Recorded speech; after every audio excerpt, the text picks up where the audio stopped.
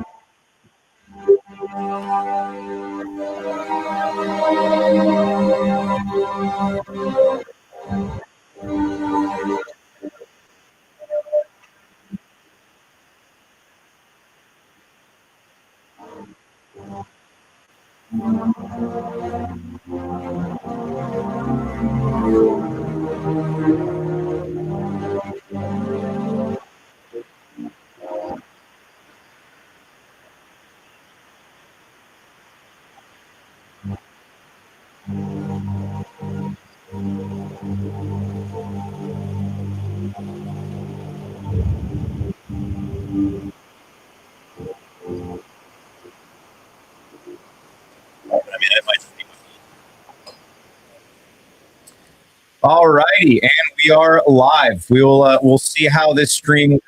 Almost like another test stream again. We're going. My goodness, that's myself and with a that's unbelievably annoying. You look tired, bro. I'm always tired, bro. That's my secret, Cap. I'm always tired. Appreciate it. All right, guys. So today we are going to be discussing a couple of things. First on the rocket docket is that, did you guys know that it is now official in the United States of America that you can get arrested if you post a meme about the wrong things and the wrong people in the wrong ways? So, Ian, if I get this up on screen, please. This meme right here in Wisconsin might get you guys thrown in jail. Because if you guys were not tracking, if you guys were not aware, the First Amendment is now kaput. It's out. We're not doing that anymore. But we're going to be discussing this. We're going to be talking about Iran. We're going to be talking about the change of the draft age here in the United States of America, if you guys weren't tracking that. But before we get too far into it, I would like to let you guys all know that I am your host, PNW Guerilla, co-hosted by my man here, Huck Brand Huck. Hello. Which I don't know. Ian, you can't even see him. What Look, that's how it looks for you right now. It's just your Oh, you fixed it? Okay. Oh, it's the vertical. At first, all you could see was his arm, and it was pretty on the vertical. Yeah, on the vertical, that was pretty good. Right, I'll just sit here like this. I'll just be like leaning over here with this. The Huck Star. Why have we never called your Aerostar the Huck Star? Why have we never done? That's like the perfect nickname. Because the Ford Aerostar, the Ford Huck Star, perfect in every way. I'm just gonna start calling it the Huck Star. Send it. I'm kind of mad that I never thought about that before right now of the Huck Star. That's like perfect. I think he said the Huckster, but you know what? Oh well. Oh, did he say the Huckster? Oh, he's like, what's an Aerostar? Screw that guy. I'm saying Huckstar. Huckstar. All right. So if you guys were not tracking and if you weren't aware, I'm going to try to pull this up exactly what was put out if I could figure out my own Twitter. So the Army, this was released by Task and Purpose. It's been put out by disseminated by a plethora of other platforms, but the Army raised the enlistment age to 42 and removed the waiver for marijuana possession. Now, the meme here is, we are so fucked. And oh wait, no, where's the other one? Where's the other one? Why is it not actually showing the main thing that I posted? There we go. Thank you. I made this post an hour ago. Dear anyone planning on drafting Americans under the age of 42, good luck. With the over-resounding and incredible disdain and lack of support for this current administration and for the Iran, I keep wanting to say Iraq. It's so funny that I keep wanting to say Iraq conflict. It's been our whole lives. Like I'm so used to saying Iraq conflict. And it's not an Iraq conflict. And I keep wanting, like, I know it's like, that's the meme even in of itself. Yes. Of saying, oh, it's just like Iraq. And it is. It feels like it's just like Iraq all over again. And we're sitting here like, what happened? Why are we in this conflict? Who's this for? Like, they didn't even, and I know that you probably, well, how old were you when 9/11 happened? I was a year old. Oh. I was an infant. You were 4? Okay, so I was in middle school. Boomer! Yeah, as a boomer here, I was in middle school. Like I remember like being in middle school and looking up at the TV because they stopped all of class and like everything just halted. Everything halted, and it was like this like just like pause in time where like everyone's watching the TV. This was back in the day when they had CRTVs mounted in the corner of classrooms, and everything went to live, and we were all just watching the towers go down. And after the towers went down, they just stopped school and they sent everyone home. And it's weird. Like I watched that on live television, and the entire, like everything after 9/11 and how so much shifted, so much changed in America after 9/11. And I'd say hyper specifically airports changed like the most with 9/11. But it's incredible how many similarities there are to that, and at the same time not, because like they didn't even start with like a false flag. And I feel like, was I telling you about like somebody was saying that the situation is hopeless because they're not even trying with their propaganda anymore? And I was like, oof. I don't know. What do you think? I'm not asking you if this situation is hopeless. Hey, listen, I'm not saying the situation is hopeless. I'm gonna drink water. I'm gonna lift weights. I'm gonna read my Bible. You know what? We good. Was that your boomer response, or is that your real response? That is my genuine response. Okay. To everything. Lift yourself up by your bootstraps. No. Lift yourself up by your bootstraps so you can just go fight for Iran. Lift the heavy circle. God dang. Just read your Bible and lift the heavy circle. That's it. That's my response to all of this. Everything. I mean, like, okay, that is fair, but at the same rate, what's your concept on the draft? Are you? Yeah, you getting drafted, Huck? Okay, that's what I thought. That's what I thought. No. Okay, when it comes to that, so recruiter comes to your house and is like, "All right, Huck, going Iran." Are we? We? We're going. Who's we? Where are we going? Who's we? Like, boy. Yeah. Oh boy. You say we really loosely there, my guy. Yeah. No, it's the exact same thing. I wish I could pull up Telegram right now. It was the same thing that I was saying on Telegram earlier of like, dude, you're going to have to goy beam me, all right? You're gonna have to kick up the what was the did you ever play Gears of War?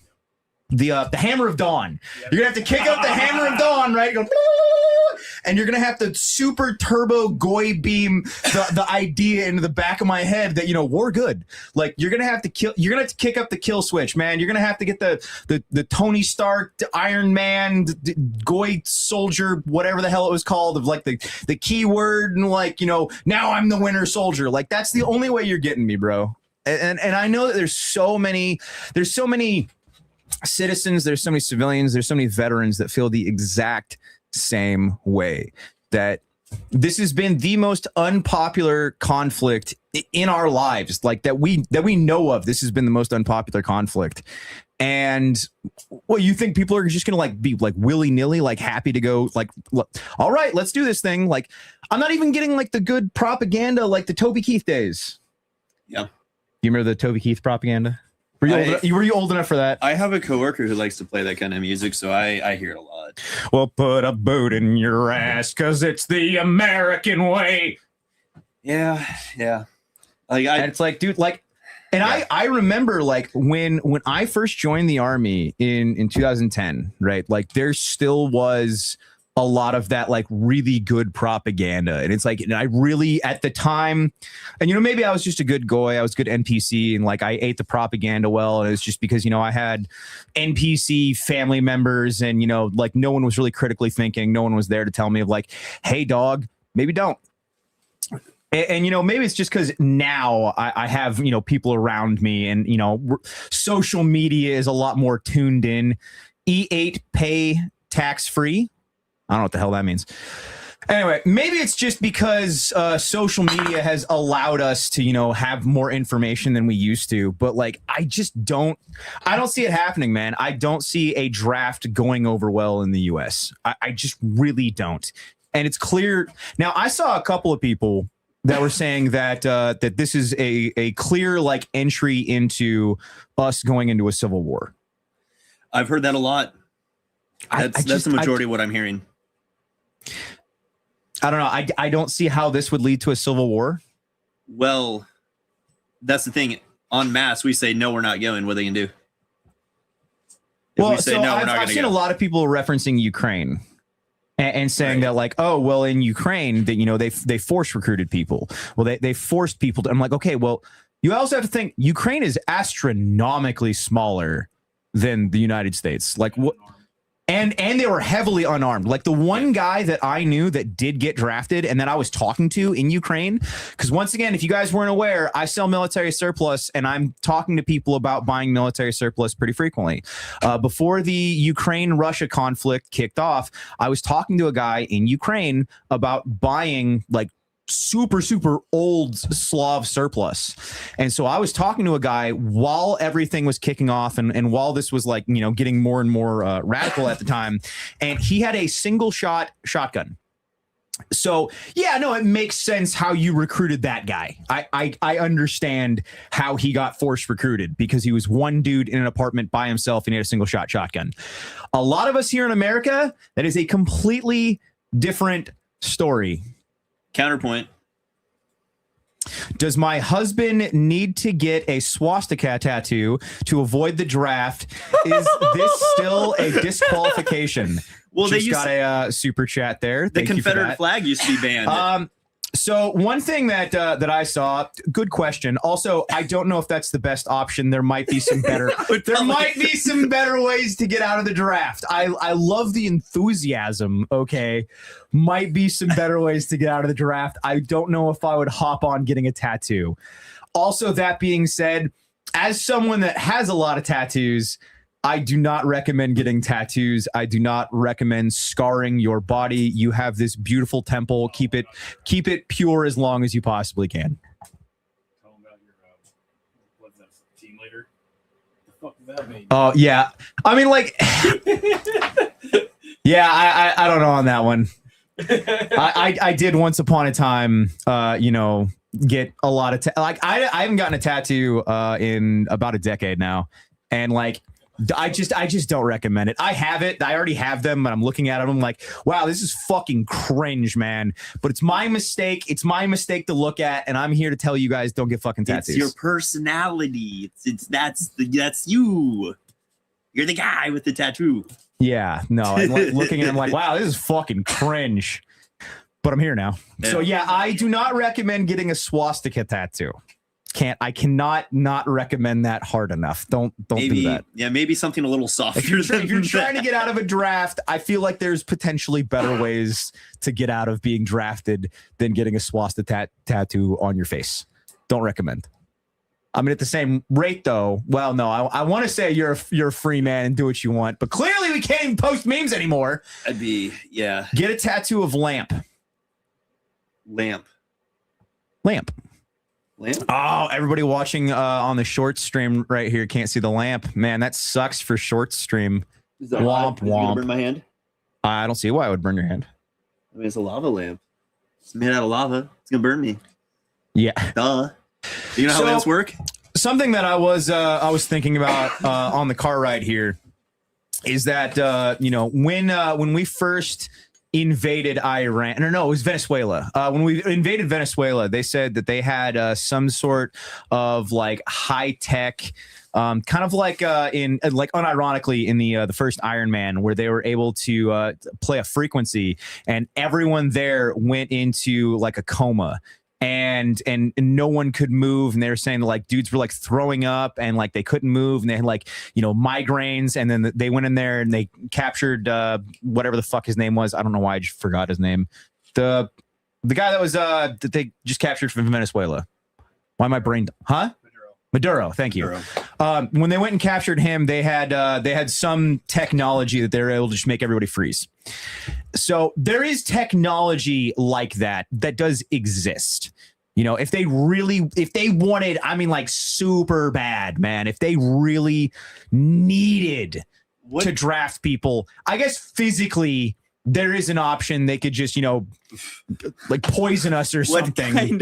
What kind of weird dystopian, by the way, this is Lamp. What kind of weird dystopian like future is like, because that's SF guys with all the best equipment saying, like, that's the only way they'd be able to get us. Microwaving your brain and then like turning you into a conscript to go fight on the other side of the world. Like, it is so ridiculous. That's a lot of Tapatio. No, it's not enough Tapatio. That's not nearly enough Tapatio. That's only 1 gallon, guys. Yeah, it's like a gallon of Tapatio. Not enough Tapatio. Needs more Tapatio.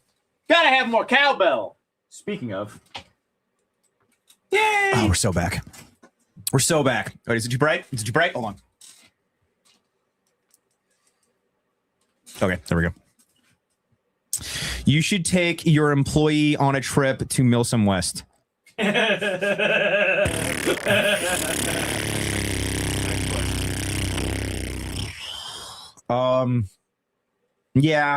I guess that's an option. That's a thing I suppose I could do. Are you going to Cholula over Tapatio. I sell both on my website. Go head up my website, buy some military surplus. I also sell MREs. They're pretty heckin' good. I don't think I have any products near me. I was supposed to, and I don't. We're awful at this. We sell military surplus. Go buy some or don't, whatever. Huck. I'm Huck. You are being asked currently, who are you? I'm actually in the comments right now saying I'm me. But who even are you? I'm man? a guy. Are you someone that wants to get drafted? Probably not. Do we? I'm, Huck, do you want to put on the GIMP mask? Are these listed yet? Do we know? I don't know. Do you want to put on the GIMP mask? Does that go along with the terms and services of YouTube? Why couldn't you wear a GIMP mask on YouTube? I guess why not? Yeah. Yeah, why not? Ah, glorious. Look at that. Chili time? Look at that. Chili time. It was like $9 on our website. Italian surplus gaiters with a zipper. Chili time. Italian military surplus face bakalavas with a zipper. No. Who's ready for jelly time? I'm telling you, man, we should, with the Apache glasses, we sell these as well. Here. Oh, I have to put it back. Okay, but this just screams like, listen here, Sonny. You're gonna listen to my opinions about Israel. All right, Sonny. All right, those are our You just changed Ubisoft characters. those are our greatest allies. Okay, Sonny. You listen up here. All right, because back in my day, we lifted ourselves up by our bootstraps. All right, and we supported our greatest ally. All right, if you aren't listen here, Sonny. If you aren't supporting our greatest ally, all right, okay. Tell them about your time in country. So I remember back in Nam, all right, back in the surge. Okay, that's painful. I can't do it anymore. You just swapped Ubisoft characters. Yeah, just whoop, whoop. It's soap. Vet bro, going vet bro. Boop boop boop boop. He is an goggles. Entering vet bro. What was that? Dude, like it's like impossible. Hold on, wait. It can get worse. Okay, so I go up here, okay, and then we go. Oh, Alex. There it is. Yeah. Alex. Oh, now we're vet broed in. It can get way worse. Can it get worse? Take the patch off. Take the oh guys, hold on. Wait. Everybody. Oh wait, no, is this the right one? It is the right one. Hold on, it's gonna get worse. It's gonna get a lot worse. Oh, it's gonna get worse before it gets worse. Oh hell yeah, brother. Punisher, brother. Hell yeah.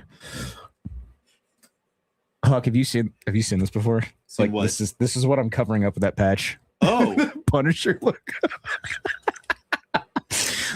it's the guy thing. This is a hat that we were sent forever ago by Shepherd Defensive because they wanted us to sell these. Oh yeah. And I was like, dog, I cannot sell anything with a Punisher logo on it. I just can't do it. Can we change it to a I like smiley the face? hat, but I cannot do the Punisher logo. Can we change it to like a pirate skull and bones? Yarg.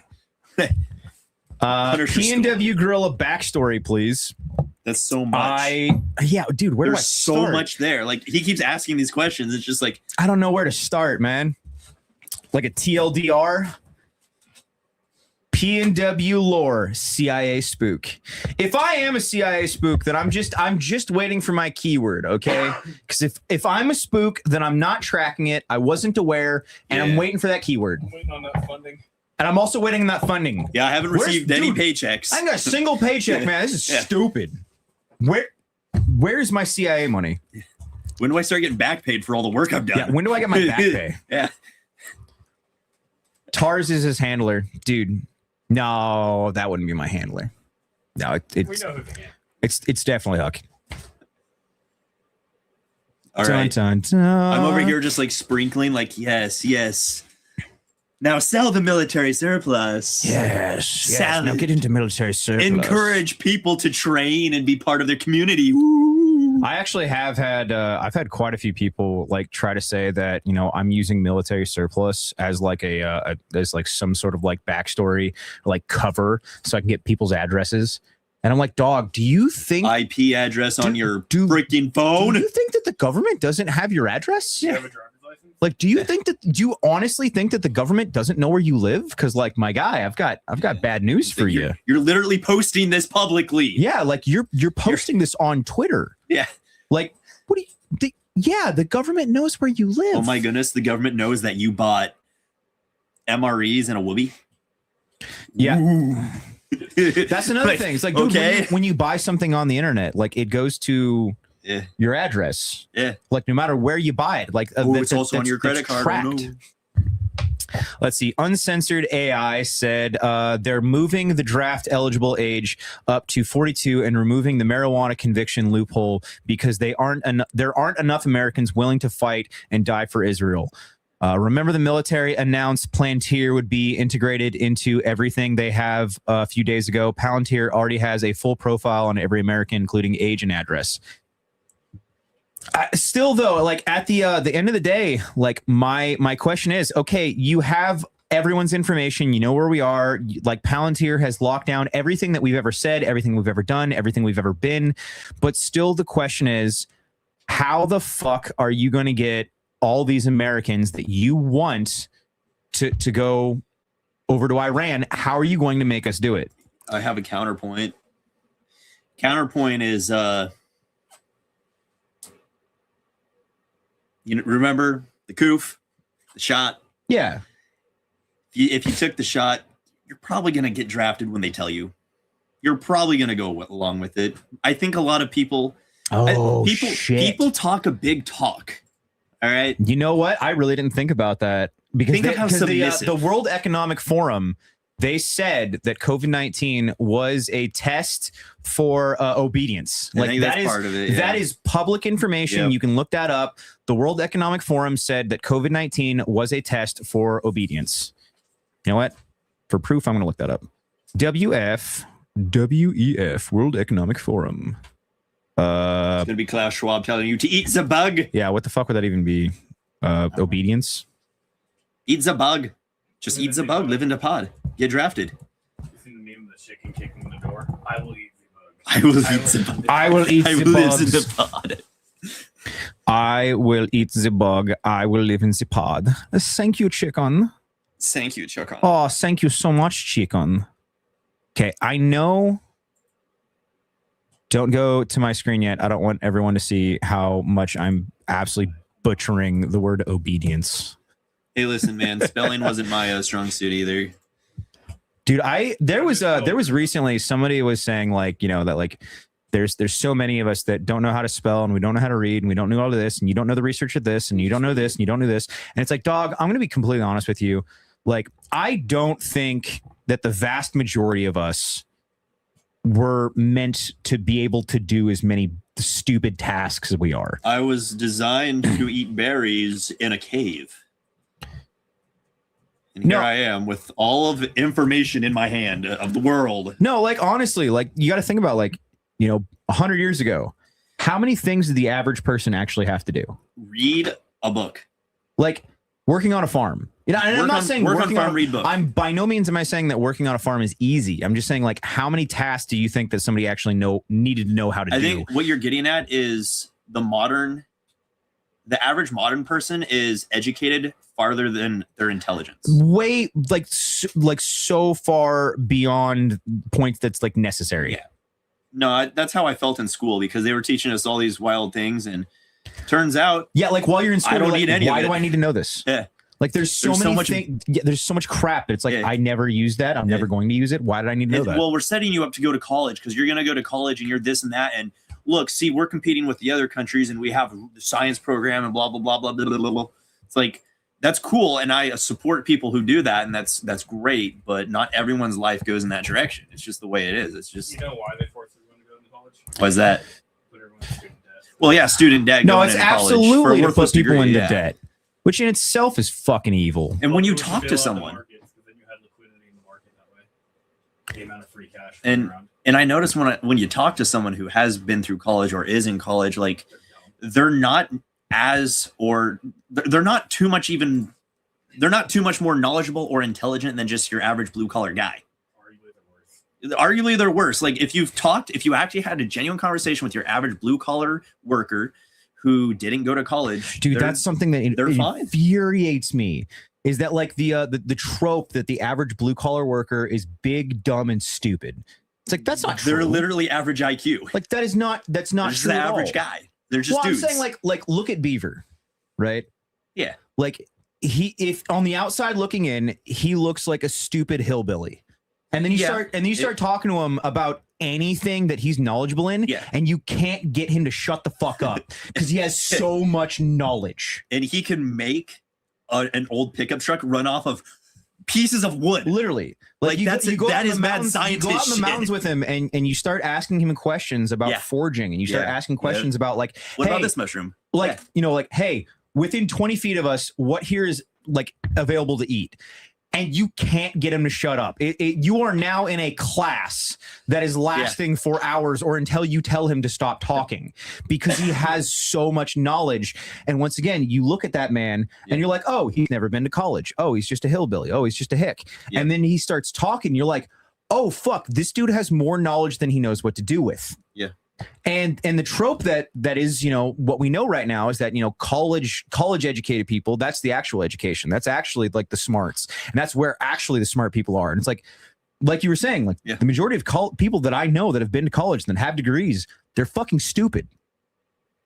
Definitely not all, and there's going to be crossover on both sides of the house. It's kind of averaged out because they're just normal people. Like people get too big for the britches just because they took out a student loan to go to college. Well, like I wouldn't say that I'm a genius and I have a college degree, but like I also didn't need the college degree.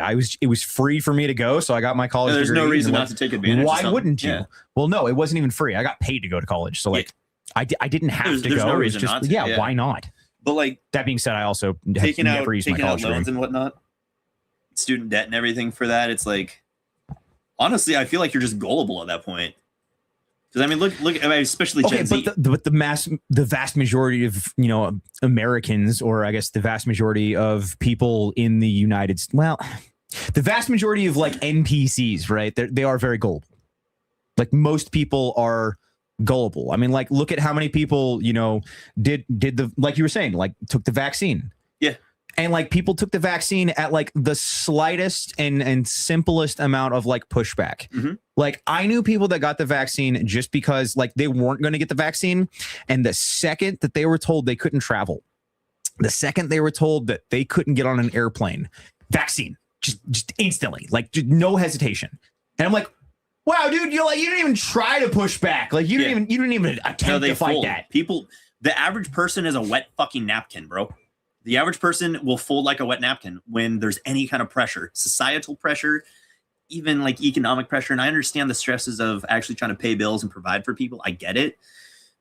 But people just, I have to do this thing. I'll do it immediately. I don't know. Why can I not find this right now? I'm sorry. I'm cutting you off. Keep going. Oh, no, you're good. You're good. Yeah. I'm trying to find the letter from the World Economic Forum of them saying that COVID-19 was a test for obedience. Like I've posted about this before and I can't find it. Maybe you should just like find I'm it. getting goy beamed. COVID-19 a test. Yeah. Once again, while Huck continues to rant and I continue to try to find this, military surplus on my website, go buy some or don't, whatever. Or subscribe to my Patreon or don't, whatever. What's that? The fuck bin. This Friday, we are giving away, and not like giving away technically, but for $14.99 plus shipping and tax, you guys might get a PVS 14, so a night vision monocular and a helmet. Speaking of, did we ever order the helmet? No, we don't have the size. Okay. Oh, that's right. We were going to order the helmet once we got the right size and then just send it to their address. Duh. I don't know. I forgot we started doing that. Okay. Anyway. This Friday, $14.99, and you guys might be getting a why is this on shorts? Because it can be. Because we're streaming. And apparently you can put that into the shorts feed now. So like, why not? All right. I got one right here. Somebody in the comments is like, Mr. Huck, do you love M16 A4? They've probably seen the pictures of my 20-inch or like content of that. I hate this whole like this rifle has to be this rifle has to be like, bro, just get a rifle and train with it. Shut up. People seriously, I'm tired of it. People get so autistic about like what kind of rifle you need. Just get a rifle and train what kind of that and what kind of this. And it's like, dog, I'm gonna be real with you. Just a 16-inch or a 20-inch AR and get a flashlight and maybe a red dot, quality irons, and you're good. I say the average person should just start with a 16-inch and then just adjust from there. Like get a 16-inch AR, get an Aimpoint Pro, and then put on a Streamlight HLX, and you're good. You don't need a whole lot else. To actually answer that question though, I do love the 20-inch barrel. I like a little extra velocity. I think it's a little bit better at longer range. I like it. It's just the way I like it. I was around Spurs arguing the difference between which gun move that's what. Motor oil. Dude, there's motor oil from my Aerostar. There's a certain point of like firearms like autism where I just check out. I just don't care. And like people like try to like argue about like what's better and what's like what grain and what this and this accessory. And I'm just like, honestly, dude, you're probably not good enough for it to matter. I don't think that I am good enough for the vast majority of the time for grain to actually matter. Like, well, like sub 300 meters, 55 grain, 62 grain, 77 grain, 75 grain. If you aim at the like center mass, if you aim like neck, if it's a human sized silhouette, you're getting a hit. Like if you just aim center mass and your shit's actually fucking zeroed properly, you're gonna get a hit. You're like just generic combat distance, center mass. Well, that's another thing. Like the amount of guys when it comes to ARs that think that they're going to be shooting past 300 meters, and it's like, look, realistically, if someone's 300 meters away, like I think a lot of people don't acknowledge how far 300 meters actually is. Like that's actually a decent shot if you want to be technical. So if somebody's that far away, that means that you, realistically speaking, you can run away.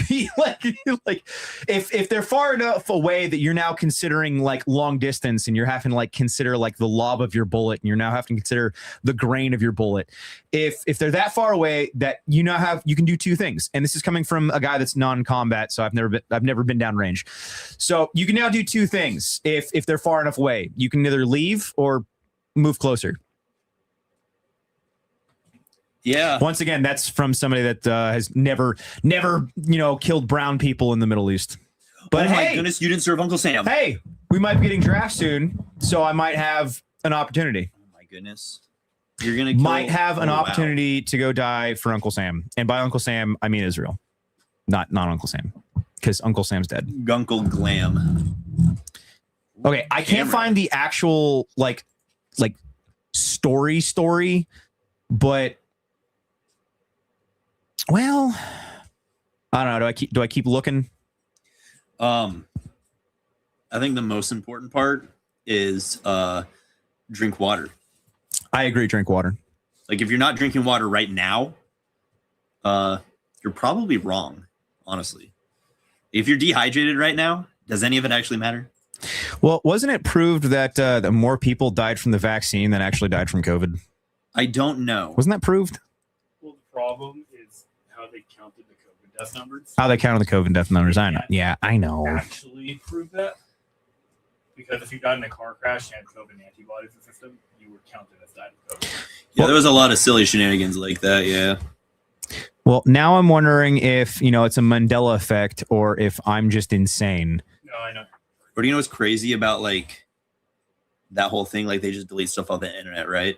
Like you think it's they were proved deleting stuff from the Epstein files. Okay, like that was proved. They were like actively like they were releasing stuff and they were just deleting things. And like so, I got a theory though. So that right? What they can delete stuff in your house? Physical copies of things. Berenstein Bears. Okay, so there was apparently more things that were added to that list of things that have been changed. Yeah. And it's like physical copies of things that have been changed. Yep. And you're sitting there and you're looking at it and it's like, I vividly remember this. And you go and you check your own copy and it's different than how you remembered it. It's the Hadron Collider. The Hadron Collider. But even Trump said, because Trump said that they were going to have the ability to affect like matter, and they're going to have like the ability to like change things in space and time. Yep. And so this is like a whole different level of schizo, but it starts to make you think like, can they actually change things like in real life without you noticing it? And then like you have the memory, but the physical copy is different. And so you're looking at this and you're like, no. You're like, no, I know that this was different. The fruit of the loom cornucopia was the test. Dude, the fruit of the loom thing. Like, no. I remember that. You can't tell me otherwise. That. I know it was a test. And it's like, how did they just change it? They did. Like, and then also there was another thing that I was reading that was saying that we jumped timelines. I've heard that kind of stuff too, yeah. And in 2019 that we jumped timelines. Yeah. And that like and that's why everything since 2019 feels different. And now I'm not saying that I believe this, like necessarily. I have a different theory for that. I probably now no, I'm not saying that I'm not crazy, because I do believe more schizo things than that. So, but I'm saying this one, I'm just like, I don't know. But the Mandela effect, like, it really, really gets you thinking, man.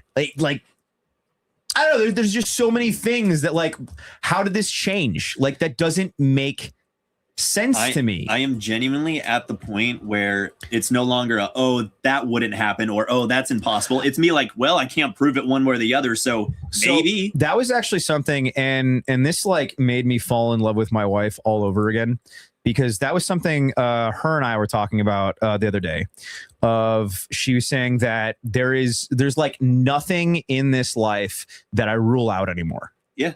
There's absolutely nothing that I rule out anymore. I just have an open mind about all of it. And because I don't know what to believe and disbelieve anymore. It's just like, yeah, that might be. I don't know. Yeah. How can I prove it one way or the other? I can't trust anything that I'm seeing. Harambe's death is what skewed the timeline. You know what?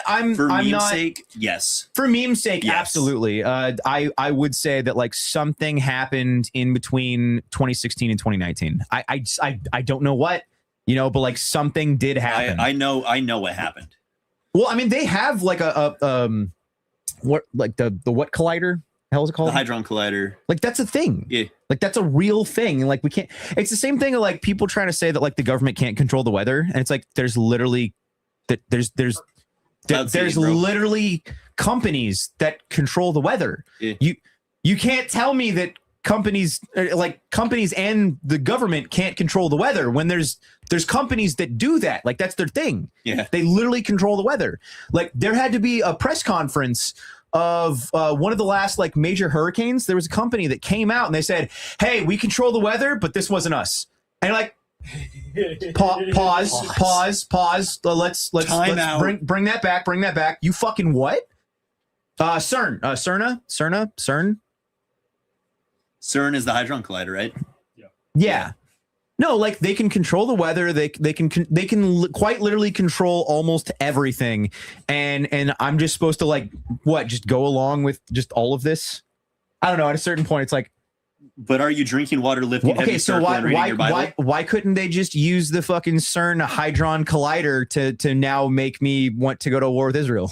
I don't think it could change. Or for Israel. Sorry, I'm sorry. I said it wrong. Please don't go and be me. I don't know. I said go to war with Israel. I think mind control is a different animal, because that would mean mind control. It's different. Mind control's real. MKUltra never ended. Yes. MKUltra never ended. But I think it's harder than you think. I still love how many people try to say that like, what the government would never do that. I'm like, dude, MKUltra's uncovered government documents saying that they were trying to brainwash us. But at the same exact time, you're like, when was the end date? Well, clearly. Like, wait. When was the end date? Clearly, it wasn't 2020. I was like, there's not an end date though. When's the end date? MKUltra ended, and then all of a sudden, for no reason, all COVID happened, and they're totally not connected. Did you see one of Trevor Moore's The Whitest Kids You Know? I don't know who these people are. Oh, okay. So Trevor Moore was the one from Whitest Kids You Know that was that did the Never Kill the President speech. Did he die? Yeah, he died. Okay, no, I did hear about that. So he fell off. He fell off a second-story balcony and died. So the crazy thing about how Trevor Moore died is, well, I wouldn't say how he died, but one of his lives, like right before he died, and you can look this up. I think I downloaded it somewhere, but he was talking about Jeffrey Epstein's kill switch. And right before Trevor Moore died, he was talking about Jeffrey Epstein's kill switch and how COVID-19 was Jeffrey Epstein's kill switch. And that because he was really into the whole eugenics thing, and he was really into, like, he had a bunch of labs, and Jeffrey Epstein had like a bunch of like research facilities and whatnot. And so COVID-19 was Jeffrey Epstein's button of, if you take me down, I let COVID go. And that's like one of the, but that was what Trevor Moore, that was one of his last lives before he died. What's the connection to Fauci, Wuhan, China and Epstein. So I think if you have function research, what's that? gain of function research. Yeah, just like I'll do like a ton of research on the human body and the human psyche and Research was illegal up until the Obama administration. Because gain of function research. gain of function research. Yeah. What's that? Genetically modifying a virus. Genetically modifying a virus. Yeah. Oh. Usually they do it to make it more replicatable in a lab, so you can work with. Well, so that was another thing is that I was watching, and it wasn't Fauci, it was someone else, but they were saying that they had the ability to create viruses and like take viruses that already exist and change them and make them worse. Yeah. And that was something. Yeah, that was something the Israeli government was talking about, that they had the ability of, they had viruses that could only affect certain races. Genetic. Yeah, genetic viruses that like, so a virus that would only affect Muslim people. That's not a race, but Arabs. Can we still say Arabs? Is that a thing? I mean, Arab is like a thing. Arabic is the language. I know Arabic's the language, but I thought Arab was now like, you know, saying. But hey, you're saying Arab, it's Arab. Oh, well, am I wrong? I don't know. I don't. I just know like a lot of like from media people saying Arabs, and so like I just like. I think that's supposed to be a slur, but honestly, is that a slur? I don't know. Oh, I don't even know, man. That was like when I found out chink was a slur. I did not know. I had no idea. Really? Yeah, I did no clue. I was like, oh, that's a bad thing? Yeah. Yeah, for the longest time, I didn't know gypsy, like, or gypping someone. I didn't know that was a slur. When you gyp, like when you gyp yeah. somebody, right? That's being a gypsy to them. You're stealing. Well, not like necessarily stealing, but You're like ripping them like off. ripping them off. Yeah. I don't know. I didn't know gypping somebody was a slur for gypsy. I was like, oh, wow, I'm like the most uncultured racist ever, apparently. Well, there's just random words. Yeah.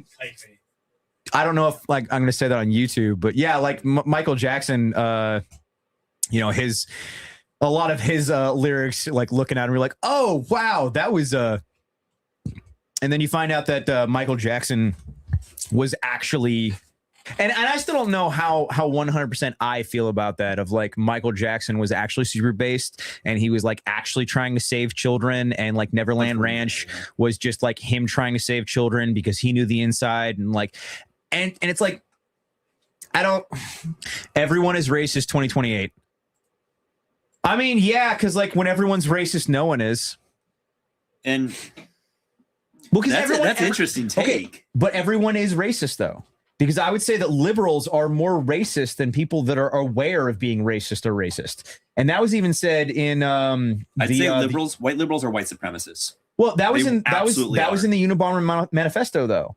Over socialized type, yeah. Of how the over socialized type is more racist than anyone else, because they view all of these minorities as lesser than them. Even if they won't say it out loud, they view minorities as lesser than them, and that's why they need to help them, because they're so racist that they don't even realize it. Of like, oh, this poor indigenous person, they would never be able to figure this out on their own without me doing it because they're so fucking stupid. And it's like, how do you not realize what you just said?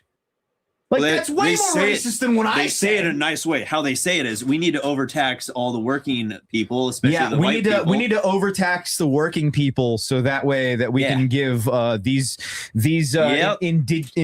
people from third world countries. We need to overtax the working class so that we can help all these people that got shipped here on a boat, from certain NGOs. Here's the taxpayers' money. Go ahead and take it. The over socialized type equals turbo normie. Turbo normie. Yeah. Yeah. This guy said Arab is right, or Arab. I still like. I swear that you pronounce it Arab though. I don't. Okay. I've always heard of Arab. But if you so I started saying Arab because of that one Harold and Kumar movie. I was thinking The Dictator. Yeah, I was thinking Dictator too. I hate Arabs. Well, I am not Arab. Yeah, no, I'm not Arab. there was that, and then there was also. Yeah, you're all the same to me. Is that what you're thinking of? No, I know that one as well, but I was thinking Harold and Kumar. I don't even know who that is. Yeah, Gitmo. Harold and Kumar was a movie that was funny when it came out, and if you try to go back and watch it now sober, it's not funny anymore. But honestly, isn't that like the majority of movies? Like, are there like how many movies can you really go back and watch anymore? Honestly, American Psycho, Red Dawn. Yes, the first one. Yes. Well, there are a couple of movies that you can go back and watch, but there's not a lot. Teletubbies, I guess. From Dusk Till Dawn. Of course, that's Ian's. Why wouldn't that be Ian's? PNW Guerilla backstory. Okay, I'm gonna go to the bathroom. I'll be right back. Do I give like a TLDR like explanation of like is okay? So I was born.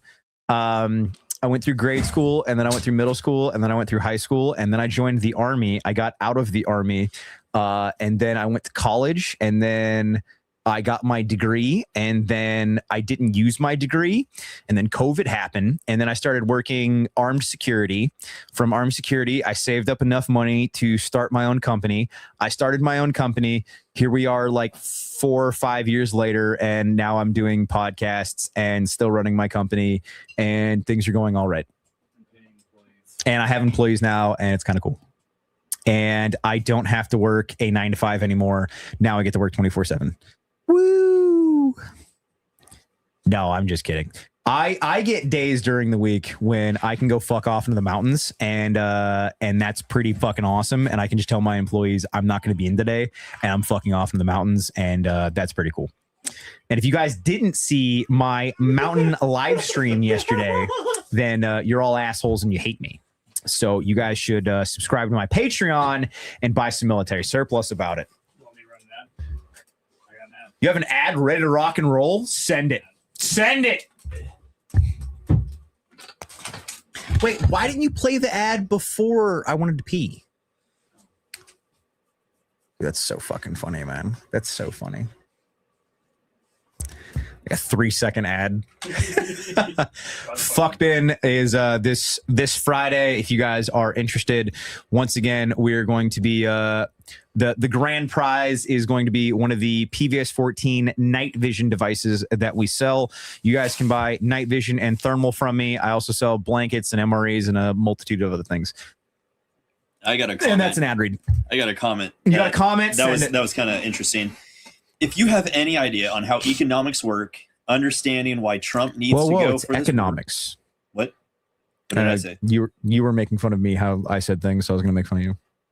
But I say it right, so it's okay. My bad. Okay. Anyway, U.S. owes the highest debt in the world. A single shift, and it would collapse as a superpower like the U.K. I guess if you're thinking of this as a Hail Mary, maybe it works, maybe it doesn't. Or maybe it just all collapse anyway. I don't know. I mean, that's a valid point, but at the same time, it's a Hail Mary, bro. It's a gamble. It's a huge gamble. It might make things worse. It might make. Can you talk about the Iran war? I think so. It made it worse. Yeah, it's gonna make things worse. You destroyed oil infrastructure. Yeah, I think it's gonna get a lot worse. The infrastructure. Yeah, so I was watching a YouTube video last night, and they were talking about how there is going to be 5 waves of price increases and price hikes that we all need to prepare for and get ready for. So there's a lot of things that are directly affected by the cost of oil per barrel. Now, a lot of us don't acknowledge this, and we don't understand how much oil actually really affects our lives on the day-to-day. And it's unfortunate, sure, but the cost of oil directly affects almost everything with American society. So the cost of oil almost doubling. You're not going to feel all of that right now. You're not going to feel it next week. You're not going to feel it a week after. It's going to be in monthly phases or waves that we're really going to start feeling all of the pressure and the price increases because of the cost of oil going up per barrel. So it is estimated that about 2 weeks cost of oil per barrel is around $70, and now it's around 120 if I checked that last correctly. Let me just verify so I'm not blowing smoke up your guys' asses. Cost of oil per, I'm going to spell per wrong, barrel. I believe the last I saw was 120. 105. Okay. No, that's fine. What? So 105 is currently what we're at.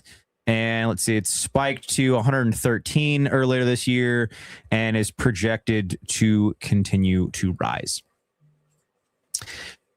So a lot of the things that we're going to be expecting to go up in price, is going to be fertilizer and it's going to be seeds. That is going to be a thing that we're probably going to start seeing more towards the fall. Obviously, the gas prices right now are going to continue to rise. It is estimated that gas for the United States, the average is going to go up to $10 a gallon. Now, will it actually? Fuck if I know. That's just what I've been reading and what's projected. The main issue that I think a lot of people aren't currently ready for is that airfare travel is about to skyrocket. All public transit, the price of that is going to skyrocket. The taxes for you is probably going to go up because the U.S. government's going to have to make up for all the extra spending somehow. And then the biggest thing that a lot of people aren't talking about just yet and is going to affect us probably come this fall is the cost of groceries. The cost of groceries and hyper specifically goods that expire within a week. Those goods are going to just double, if not triple, if not quadruple. That is what I'm really starting to see right now that a lot of people are going over in YouTube videos and analytic videos and all of this. And like, people that are in tune with economics, blah, blah, blah, blah, blah. That's what they're saying. Once again, I'm not a biologist, so don't come to me asking questions about the economy. I'm just spitballing here, and I'm going to continue to emergency prep. Huge reason that I got into military surplus and got into selling all of these goods behind me is kind of like, when there's a gold rush, you want to be the guy that's selling the picks. When the economy is collapsing, you want to be the guy that's selling the blankets and the food and the goods to help you survive that apocalypse. So I tried to get into that position, trying to help you guys out where I can, and maybe make a little bit of money on the side and help get my tribe and my friends a little bit of better quality of life. So go buy some surplus for me, or don't. That was actually just a long-winded ad. This whole thing's just an ad. The whole thing's just an ad. No, but in all honesty, I think that not enough people, and I don't sell canned goods, I don't sell food beyond MREs, but I don't think that enough people are stocking food, are stocking medical, which I am starting to sell now, and are starting to not enough people are stocking water filters, just water in general, and probably fuel. But honestly, like, how much fuel can you actually really stock, realistically? Medicine's probably the biggest one. So when it comes to fuel, there are fuel stabilizers you can use. I know, but realistically, tanks, I mean, fuel. Just keep your gas tank above half. Well, I'm just saying, there's no way that you can actually realistically stockpile right now for gas to be going up to $10 a gallon. I know. I mean, sure, you could take out a full credit card and you could go buy 1,000 fucking gallons of fuel and okay, cool, now I'm good. But how many people can actually do that, and how many people can actually store that properly? I got it. Start rucking. If you can ruck. And you have to get from point A to point B, your car's not as much of a big crutch for you. Well, yeah, but we're thinking buy a bicycle. Actually, unironically, probably buy a bicycle. Bicycles are the best, especially if you live anywhere near where you need to be. Just ride your bike. No, that's probably one of the best advice that I've seen so far in the comment section. I just want to ride a bike. Buy a bicycle. So actually, something that I've been looking into is getting an e-bike. Yeah. Because some of the e-bikes actually have really good range. Yeah. I mean, and then a couple of them technically aren't they're not street vehicles, so you can have them on the side of the road. Theoretically, I could go from my house to the warehouse, recharge my e-bike at the warehouse, and then come back home. Theoretically, I don't know where I put my phone charger, and I think my shit's about to die. Oh, wait, no, we have a phone charger. Huck, could you take the charger out of that light? It should be fully charged. What do you mean, no? That light should be charged. Fine.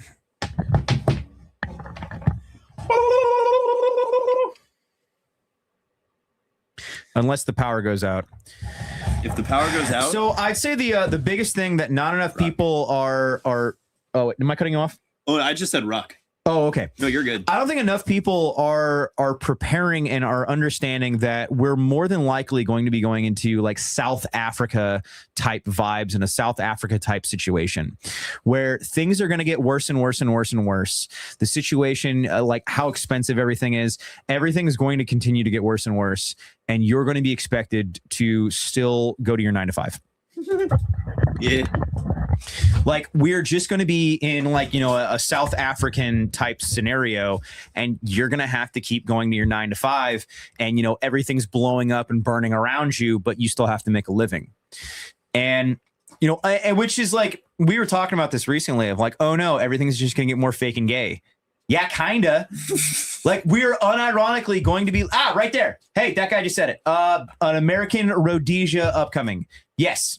Like we are going to be going into a Rhodesia type scenario where you're still like, sure, if some people can figure out a way to, you know, be able to farm all day and stay home and go into a commune like the Return of the Land, which is something that I would absolutely love nothing more. If I could get to a point where I could buy enough land and just work that land and be able to feed and house all of the people that are like around me that I like and know and trust. That's absolutely the goal. The issue right now is that good luck getting enough land and good luck being able to get enough people on that land and have enough money to be able to house and feed enough people. You know, and the Return of the Land guys, they were able to figure out a way, and I've been talking to them quite a bit, and I'm trying to go down that route, but you know, it's a struggle, guys. It's a struggle, and I'm sure you all know it. And like a lot of people right now, especially in the comments, and a lot of people that you know follow this channel and that you know like what I do. You guys are probably in the same boat of you know being stuck working a fucking 9 to 5, and you're sitting here every day just thinking, I'm so sick of being a slave. And I know how, and you know what? And people look at me and they think that I'm not a slave. Dude, I'm still a fucking slave too. I'm still paying my fucking taxes like every fucking month, and it gets old. It gets really old. I just had my accountant message me today a bunch of questions about filing my taxes, and I'm just sitting here and I'm just like, I don't want to file my fucking taxes. I don't want to drive back and forth from work anymore. I don't want to have to worry about all this bullshit. I know for a fact, and I know to my core, I wasn't supposed to live like this. And so many of us feel that exact same way of we weren't supposed to live like this. Ian, you spelt gorilla wrong again. There's 2 R's. PNW Guerilla show with Huck brand Huck.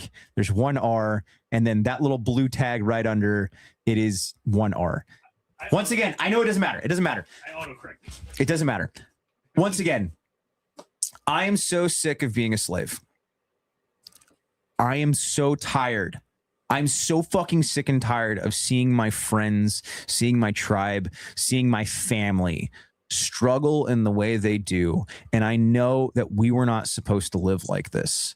And I know that like so many people, especially online, so many people are just like, oh, well, this is the way things are. And, you know, like, well, this is a democracy. And, you know, oh, well, it could be so much worse. And, oh, man, like, well, at least we don't live like, the, you know, at least we don't live in communism. And I'm like, oh, but we kind of fucking do, bud. Yeah. We kind of already live in communism, and we're like pretending to be in capitalism. I mean, you're paying 50 to 60% of your income in taxes. And what, we're just trying to pretend like we're actually the land of the free and the home of the brave. Do you feel free? Do you feel every day when you go to work and you wake up, and because, you know, once again, you know, your 9 to 5 job isn't actually a 9 to 5. And so many people actually get upset at me when I say 9 to 5ers. And you know, it's easier to say wages, but like, do you feel free as an American? I know I've people at other places. I have counterpoints to all that. Huck, but counterpoint away. It sounds pretty boomerish. Boomer away at me. I'm just a boomer. Boomer away at me. I like working 9 to 5. I think 9 to 5s are cool. The taxes part is actually really freaking like gay. Okay, but if I had a slot for you on if I had a slot for you on a piece of property and there was no taxes, there was no extra bullshit, there was no commute, it was literally a wake up, do your job, whatever that job may be. When that job is done, you go and do whatever you want. Like, when you say 9 to 5, right? Like, I'm not strictly hating on working a 9 to 5 schedule. I'm not hating on working 8 hours a day. It's hyper specifically how we have to do it. Like everything around the freedom that we're pretending like we have, which we don't. I could see it both ways.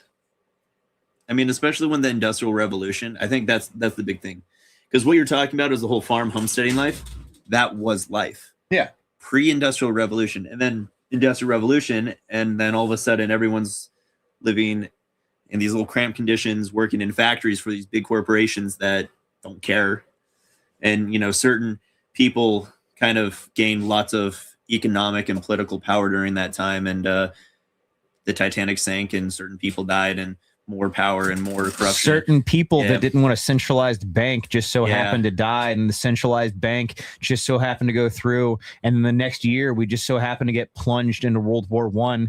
What a weird and interesting course of events. I was reading the Constitution last night, and I forget which amendment it was, but it was the one that made federal income tax. The federal income tax, 18th? Federal income tax? 18th and 19th. Yeah, that was ratified in 1913, like shortly 1913. after, literally months after the Titanic sank. Oh no. Uh-oh. Well, fun fact, I believe it's 17th reasons. They come in order, but one of them repealed the federal income tax. Yeah. That Lincoln put in place. So this guy said right here, didn't think you were supposed to be taxed for the sweat of your brow. And every time I hear that, all I can think of is BioShock. Oh, yeah, we all do. Is a man not entitled to the sweat of his own brow? Any man born like 1990, like 2005, like that's before. That's BioShock. It's so BioShock. No, but like, it's so hard ranting about some of these things because it just feels like you're just kind of screaming into the void. And I've talked about this on I don't know how many lives and how many conversations now of how I'm sick of like peer-reviewed studies, and I'm sick of like a source. I'm sick of having to provide a source for everything that I feel. And it's like, I feel like this is, and I know that like that, I know that's like a woman thing to say, right? Of like, how I feel. It's like, none of this feels right. The way that we live, it doesn't feel right. It's absolutely an opinion. And source, like, well, no, that's my opinion. I'm the source. I'm the source. Me, I'm the source. Yeah. I'm right here. Source. I made it up. Yeah. Well, I mean, that's literally what that means. It's just like, I made it up. If I'm not giving like exact numbers or exact information, exact details on a specific event or things happening, like, yeah, I'm the source. Yeah. There's literally no law on the books that says you have to pay an income tax. There's about to be in Washington State. Yeah, Washington State, and everyone's gonna have to fill that out, right? There's about to be. Yeah. Like, and at the same time, right? Like the people saying that, like, how am I going to avoid a draft? And I'm just not going to go. That's how I'm going to avoid a draft. I'm in the same boat, yeah. Saying no, I'm not getting drafted. That's how I avoid a draft, is by not doing it. Now, at the same rate, it's completely different when it comes to taxes. Unfortunately, it is, because everything with my company is so interwoven with taxes. I can't just not pay them.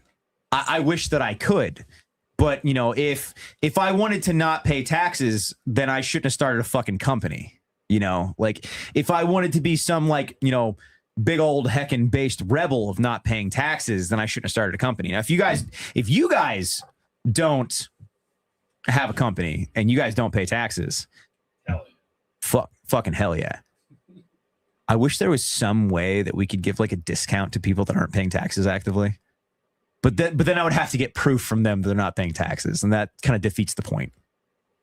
I wish there was some way that I could incentivize people to not pay taxes, but I don't know how I would do it beyond saying, hey, if you can, avoid taxes because they're fake and gay, and usury is of the devil, and usury is fucking evil. It is demonic.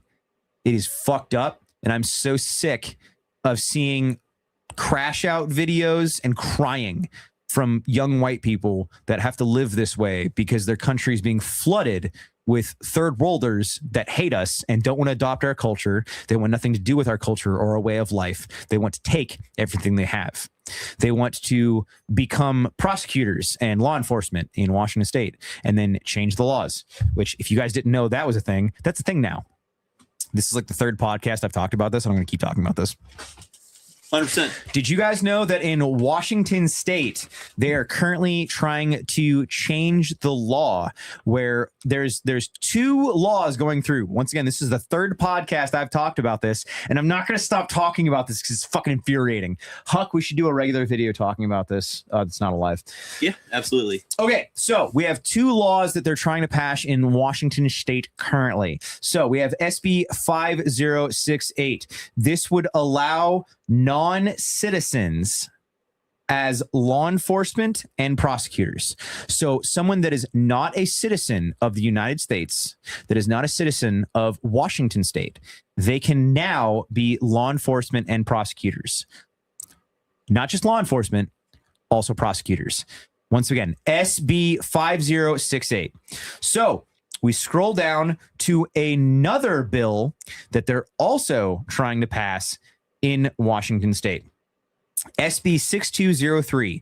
This would allow criminals from other countries a blank slate once entering Washington. So SB 6203 would allow criminals from other countries to get a blank slate. So slate completely clean. They did nothing wrong when entering Washington. And then SB 5068 would allow that same motherfucker the ability to become law enforcement or a prosecutor in Washington state. Now, we have other laws that they're trying to pass in Washington state. There is a multitude of bullshit that was passed last year, and they're trying to pass this year, and then things that they've already passed, and there's more things that they're going to try to pass. They're also trying to make it so they can stick us in jail for up to a fucking year for not buying a sticker and putting it on our cars. I wish I was kidding. I wish that I was kidding. Now, once again, there's a multitude of other things. I could keep bitching and I keep bitching and I could keep bitching. The question is, you know, is this something that's only going to stop in Washington state, or is it going to affect you guys too? For everyone that thinks they're in a red country, basically, it kind of feels like different states are basically different countries at this fucking point. For everyone that thinks that they're in a red state, for everyone that thinks that they're, outside of enemy lines and that they're safe and they're free, how long do you think that's going to last? You know, how long do you think that before this starts infecting everyone? You know, and like we've been talking about on previous podcasts, there's going to be more false flags. There's going to be more bullshit. There's going to be more incentives, more lies, more conniving, more usury. This is just the beginning, guys. There's so much more coming down the pipeline. And this is why I don't know how many times I've had to say this. I'm going to keep saying this. You guys need tribe. You guys need friends. Like my guy Huck here. We drink water and go on runs. We do cardio and water. Oh, speaking of, oh fuck, I need to post the op order for this week's PT. God, I'm so bad about that. Op order is show up and work out. Yeah, and, I know. I should get better about actually posting the op orders before PT. If you guys are in Western Washington State and you guys would like to work out, if you are looking for a local group of, like-minded motherfuckers that you would like to go work out with every single week, we are doing open runs. We're doing open workouts, open ruck marches. Anyone can come out. We have a Gen Xer that's been coming out with us that rides his bicycle behind us. Like, anybody can come out and work out with us. Like, it's honestly, if you guys are beat up, if you're broken, if you're out of shape, you still have a home with us. I cannot push that enough. Everyone has a place. Everyone has a use. Everyone has the availability to be useful to a team. You just have to find a way. You have to work in and find that puzzle piece where you fit in.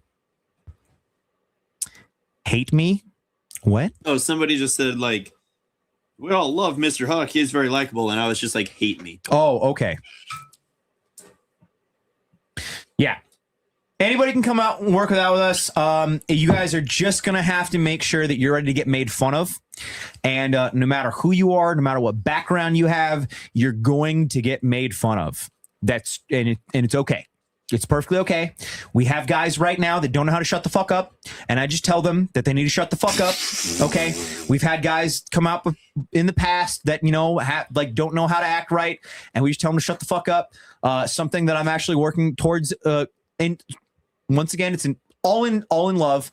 There's some people since COVID do not know how to act around other people. I get it. It is what it is. I'm just going to start printing out talking passes and just giving out talking passes. And I'm going to start revoking talking passes. Once again, it's all in love.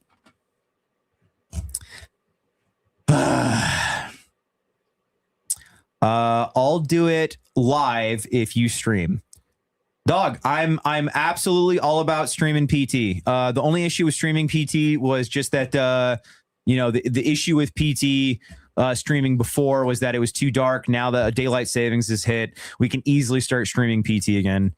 Then that's not going to be a problem at all. We just have to make sure that everyone that doesn't want to be on the live stream has to be in front, and then us guys that are live streaming are in the back, bullshit and whatnot, taking up the rear. Dog, y'all just want to act. There's no real punctuation on that one, so I really don't know 100% what exactly he means. Like, is it a question, or is he like saying y'all just want to act? I don't know. Y'all want to act. I'm the last of the boomers. I am East SOL. Dude, honestly, like I really think that there are a lot of cool boomers out there that have kind of been like, I don't know, maybe like pushed into a corner.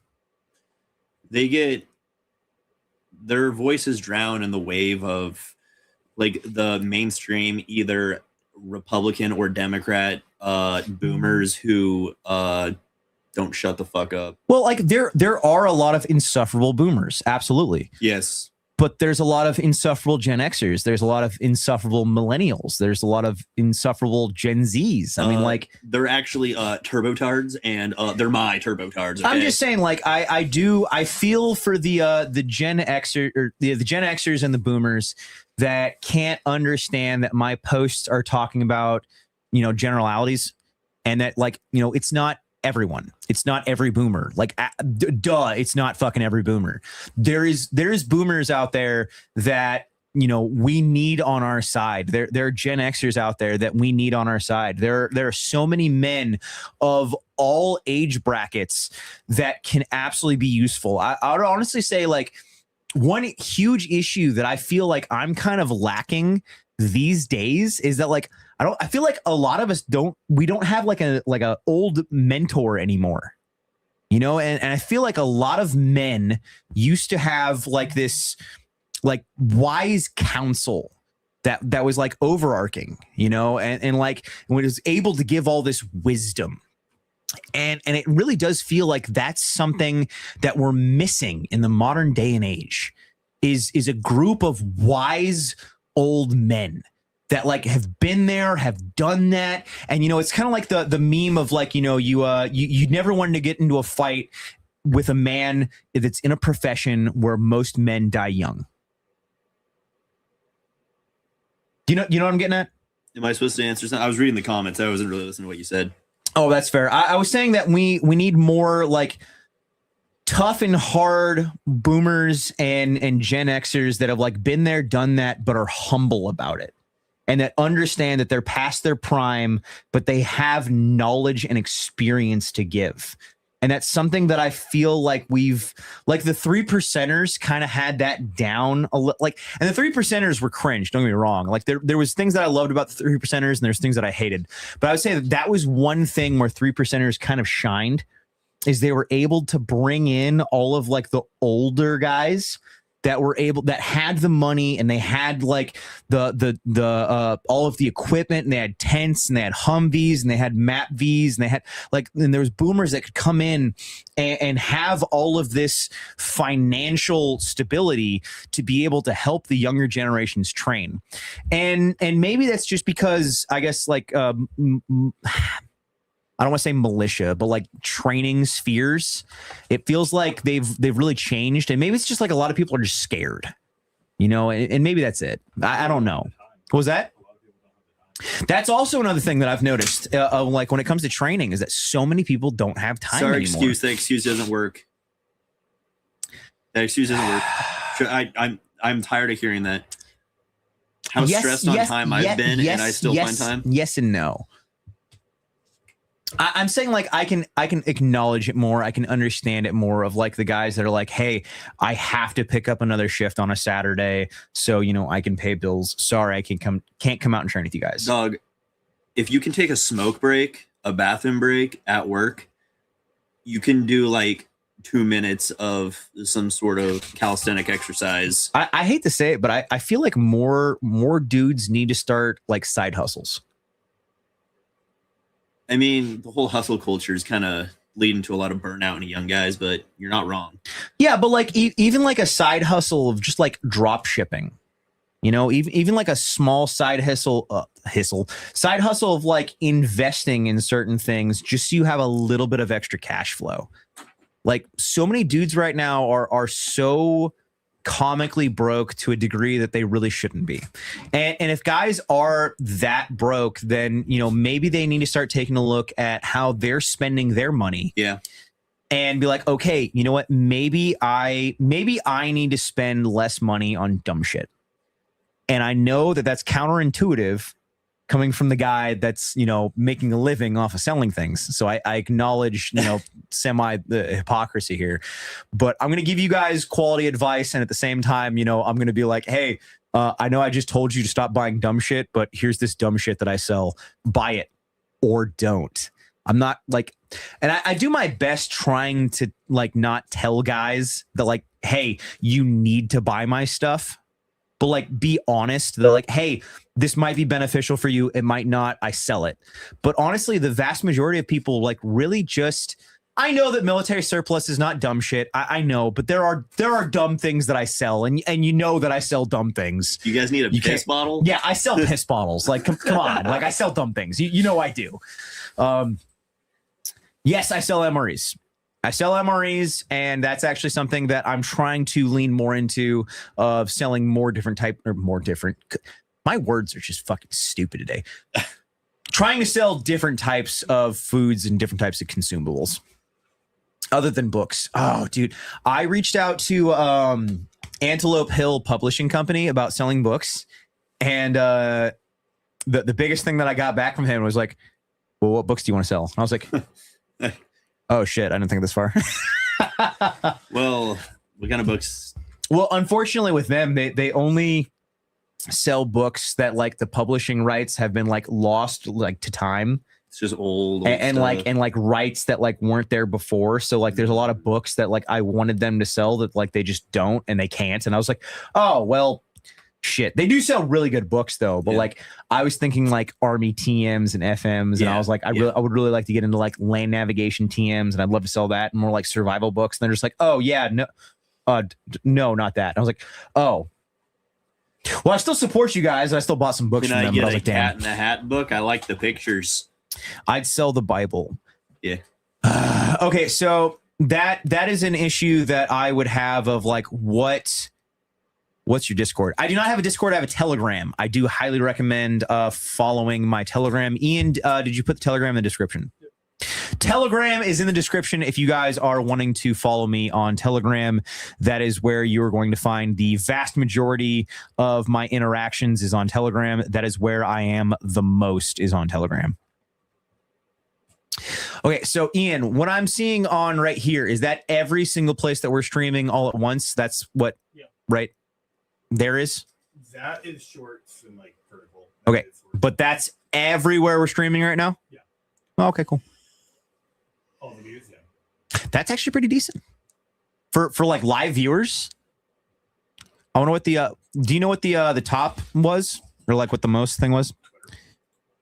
Alex, may be weekend still training workshops.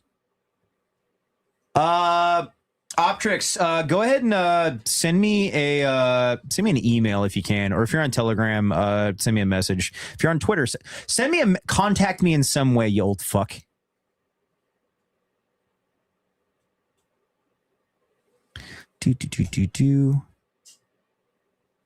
You got the wrong flag on. I don't know what other flag I would be wearing.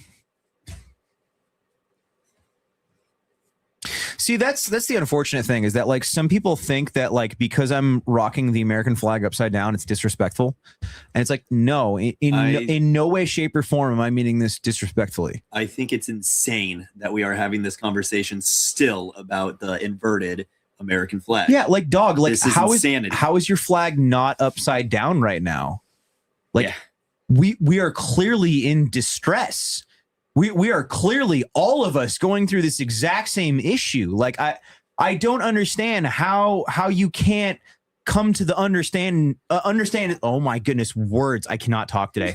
I don't know how you cannot understand why someone's American flag right now would be upside down, and how you cannot understand right now that we as a nation are in distress, and how our government is occupied by another nation.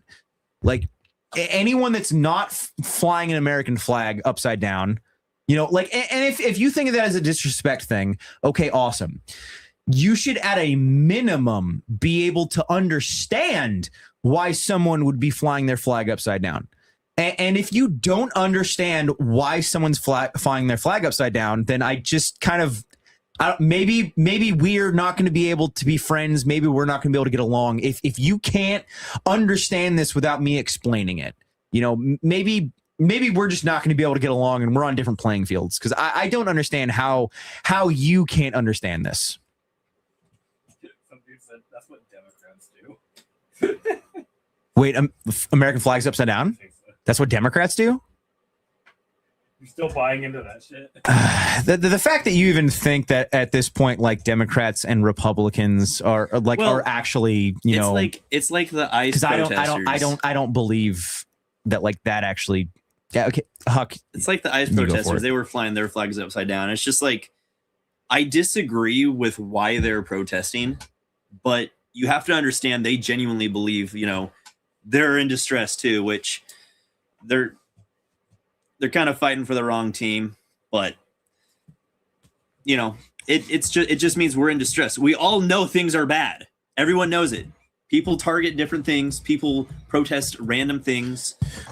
Some people are very uneducated what they're protesting. That's fine. It happens. But you know what I'm saying? And I hate this like right versus left thing, because it's just like, have you actually talked to a liberal? You actually talk to a liberal. Go talk to a liberal.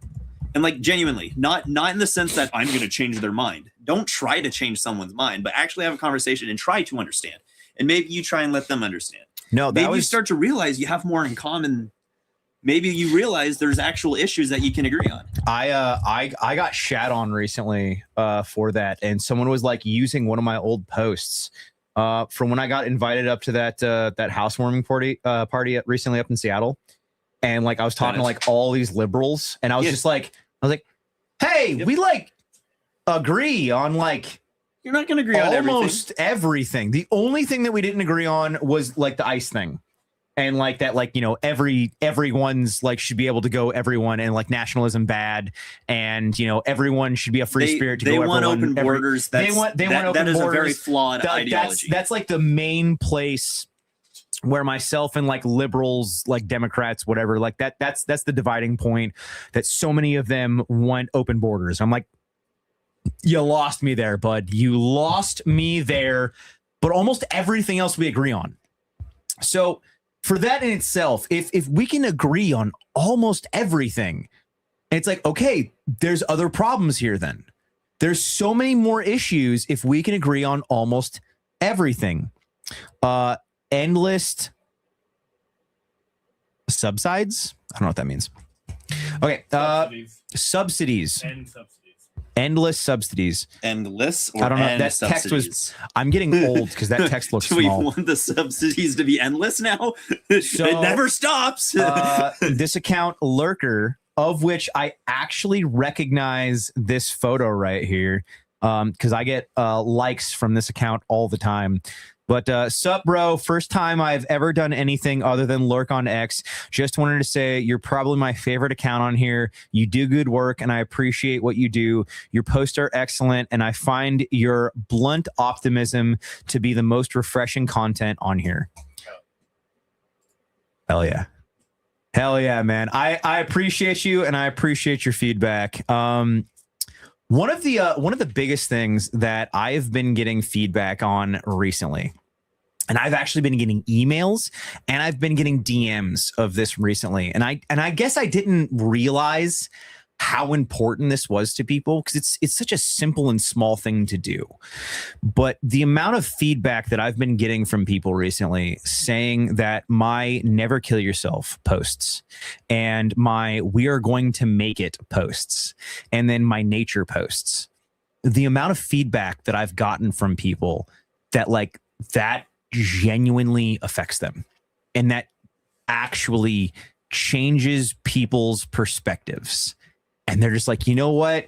Yeah, this silly dumb monkey guy on the internet, he's got a fucking point.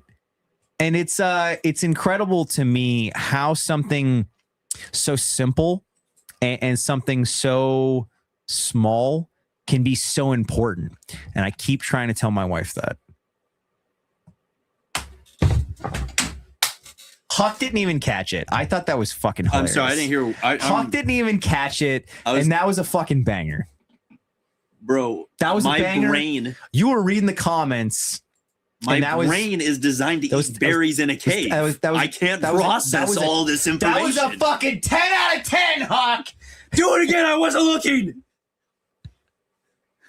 I said that it was the smallest things that are the most enjoyable and the most important. And I was like, I keep trying to tell my wife that. It's so fun. Like this quiche. We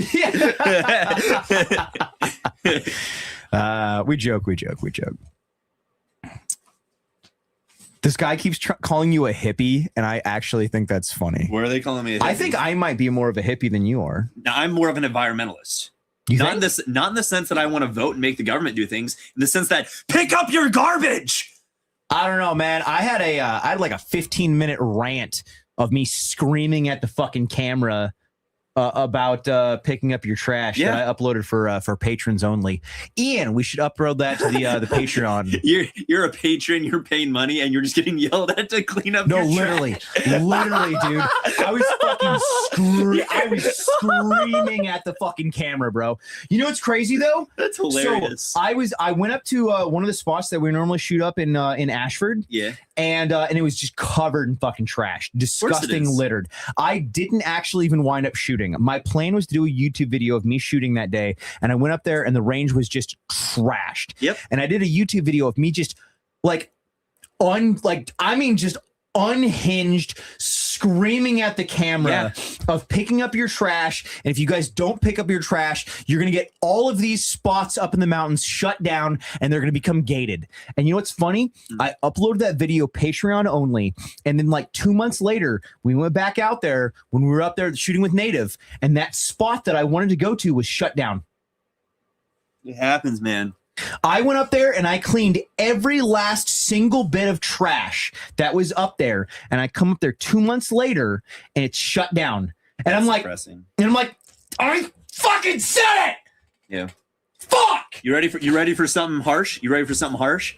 That average Republican redneck out in our area, is retarded. Because they litter. They litter everywhere. What's funny? That's literally my rant. They litter. My entire shotgun rant, shells everywhere. And I did the whole rant, and I was like, I don't know how to phrase this. That like all of like the white motherfuckers aren't gonna like freak the fuck out on me. Make them freak out. I was specifically ranting at white people. Yes. And I was like, you motherfuckers are the one that are getting all of our nature spaces shut down because you don't give a fuck. And I was like, and I know that it's white people because it's the only people that I ever see out here, and it's the fucking Bush cans and the Natty Light cans, and I know it's you. And I know it's not the Indians, and that's what everyone wants to blame. Everyone wants to blame the Indians for the fucking trash, but everyone out in Ashford, in Morton, in Mineral, everyone going out to the ranges that we normally, in LB, everyone going out to the ranges that we normally go to, it's fucking white people going out there and getting drunk and leaving their fucking trash. And it drives me insane. It drives me fucking insane because you know what? I hold white people to a higher fucking standard. You should be better than this. You are better than this. This is bullshit. There's no fucking reason that you should ever be going out there and ditching all of your fucking beer cans and fucking bullshit trash and diapers. There's no reason that I should not have to have on my training calendar that I have to have nature cleanups. Under no circumstance should I have to have on my training calendar nature cleanups. But yet they're still fucking there. And do you know who's doing it? It's primarily white people. And you're better than that. That guy said, okay, that's it. He probably tuned out because he couldn't fucking handle it. He couldn't handle the smoke. It's fucking white people that are littering up in these mountains, and I'm fucking sick of it, dude. I'm sick of going out to spots that I've been going out to for fucking years only to find a gate. And the reason that I find a gate is because week after week after week after week, those spots are filled with trash, and the only people that I ever see there are white people. They're white people that don't give a fuck. They're NPC whites that don't give a shit. It's sports ball whites that want to go up there. Sports ball enjoying whites going up there and only shooting shotguns and only shooting trash. Her gonna go to the range and shoot trash. No, but I'm gonna find the motherfuckers that keep getting our spots that we go to shut the fuck down. It is you motherfuckers that want to go out there and shoot trash. You fucks keep going to the places that I like going and getting them fucking shut down. While I'm carrying out bags of trash, you fuckers are going out there bringing trash, bringing televisions, bringing microwaves and refrigerators and dishes. Literally dishes. I was finding the most beautiful, like old China dishes. I mean, like gorgeous China dishes that you fuckers missed because you can't shoot because you don't actually fucking train. So the China that you went out there to fucking shoot, it was completely perfectly preserved because you don't know how to shoot because you only fucking shoot trash. You should train. Fuck. And pick up your garbage. I share this frustration because I will go out there with a garbage bag and clean up as much shotgun shells as possible. I'll have a 55-gallon bag of shotgun shells. I'm so fucking sick of picking up other people's trash, and the only people I see out there are white people, and I'm like, I know who's doing this because I watch them do it, and I'm so fucking fuck. He said push-ups. Okay, no, that's fair. Somebody else commented earlier that there was a super chat before this guy was a pogue. Go back to the super chat. That was wild. I was actually, well, you know what? You could say I was a pogue because I wasn't deployed, so I guess. But I was cavalry, and then I was infantry, but I was non-deployed, so you could call me a pogue, and that probably does. The other super You could call me a pogue, and that would probably fucking work. Chester is asking, hey, yo, can I get some diet beans in my fuck bin? I'm on a diet. Okay, so when you buy your fuck bin, if you put in your order notes that you're on a diet, we'll give you some diet beans. I don't know what diet beans are. I'm going to write on the package diet beans. You're just going to alter the labels? Yes, I was 19 Delta, and then I was 11 Bravo. You could call me a pogue. It doesn't matter to me.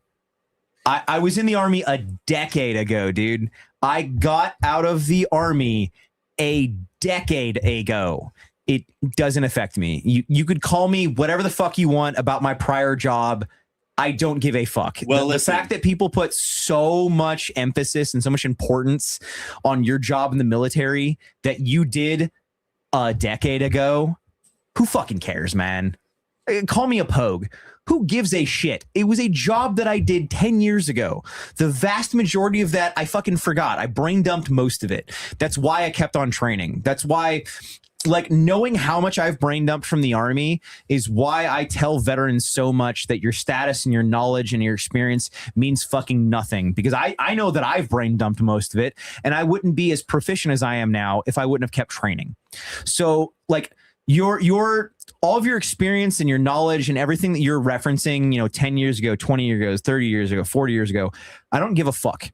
I don't give a shit if you're not doing anything now. If you're doing something now, awesome. If you have knowledge and you're older than me and you want to teach me, awesome. Yes, I will gather that knowledge. If you just want to call me a pogue, I don't give a fuck.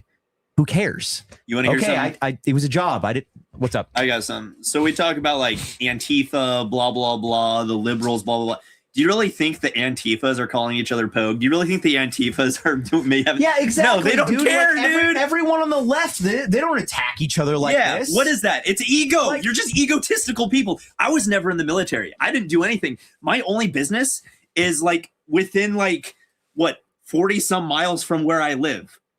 I don't really go outside of like a 40-mile radius, really. I mean, sometimes I go to the beach and it's 100 miles, 200 miles, 300 miles away, depending on where I'm going. Like, okay. No, honestly, man, like that is something that drives me insane is the amount of veterans that put so much emphasis on your job while you were in and where you went while you were in. And it's like, dog, that was actually, you know what? And I'm not forgetting that we said push-ups. Don't worry. I'm acknowledging that we said push-ups. But it's funny that you said that. Because if I remember correctly, that was the first thing that I posted this morning. Holy shit, it is. Ian, can I get my screen on up, please? This is the first thing that I posted this morning. No one cares what you did a decade ago if you are doing nothing with it today. I love that we're talking about this right now because it's so relevant because I literally said this morning. And that's Kays, by the way. If you guys don't follow Kays, he's our residential Asian man, and we love Kays. Also, he could probably deadlift, everyone. So literally everyone. Literally everyone that I train with, Kays could probably deadlift at the same time. So don't make fun of Kays. He'll deadlift you. But yeah, no, the amount of people that make so much importance and they put so much importance on your job in your military and what you did in the military, regardless of how long it was ago. And I'm like, no one gives a fuck what my job was at McDonald's. Why does no one care about what my job was at McDonald's? What, you're telling me feeding you wasn't important when I was at McDonald's? Do the most important job ever of keeping that ice cream machine functioning? Did you make the ice cream the McFlurry? Could you imagine, as an adult, trying to tell people and make fun of other people that worked at McDonald's of their position while they're at McDonald's? You're like, you know what? You weren't even a fry cook. Okay? So I don't want to hear what you have to say about food. I used to wash dishes in high school. You were just a cashier, all right? You didn't even, what do you know about the grill? Okay, you know nothing about the grill, so sit down and shut the fuck up the next time you try to tell me anything about preparing food. Do you know what it's like to be in a hot kitchen? No, you don't, because you worked at the cash register the entire time you were at McDonald's. I don't want to fucking hear it, okay? Your experience is nothing compared to my experience because I was a cook. Okay, time for push-ups. 25, let's go. SpongeBob ain't got nothing on you, buddy. No, wait. No. Can you see it? No. Get in here. Ugh.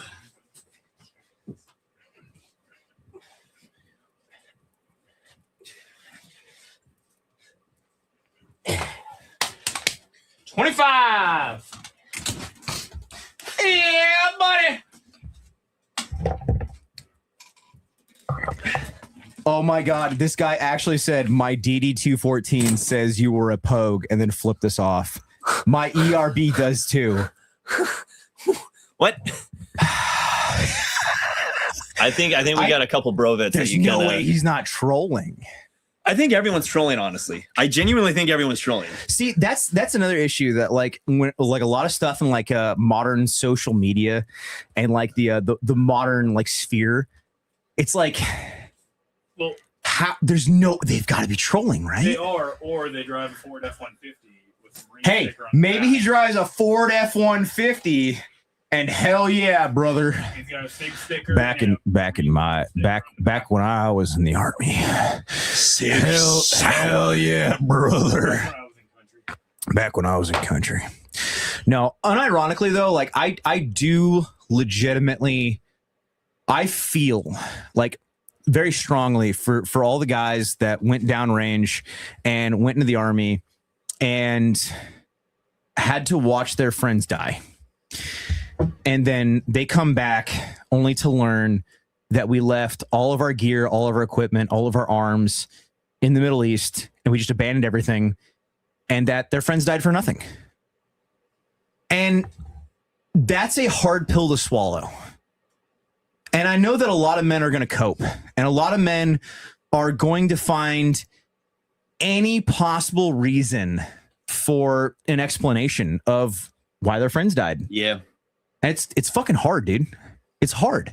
It is. I don't know how many men I've talked to with exactly in exactly this conversation that like having to rationalize why your friends died and why you went overseas. Dude, that's really fucking challenging to be able to rationalize that. Like that, dude, that like, it doesn't matter who you are. It doesn't matter like what walk of life you came from. It doesn't matter what you're going through right now in this life. Trying to rationalize going to war and watching so many of your friends die and then coming back after war and so many of your friends committing suicide and then learning that that entire war was pointless and it meant nothing and nothing really was solved. Nothing was accomplished. And we're just now back in another war in the Middle East. And dude, that's fucking heavy, man. And it's okay to admit that you don't know how to process that. It's okay to admit that you don't know how to rationalize that. Weird Texas deplorable veteran. I watched a friend die. He would have called you a pogue. It's like, but that's I'm sorry you lost your friend. I mean, I've lost friends to suicide in high school, man. Like we were kids, man. Okay, they would call us a pogue. Now what? Are you drinking water? Are you reading books? Are you lifting weights? Who cares, man? I mean, I personally have a lot of friends that are prior Rangers and prior Special Forces, and I've been told the exact same thing from both. Of be happy that you never went overseas and you don't have to live with everything that I have to live with. It's valid, yeah.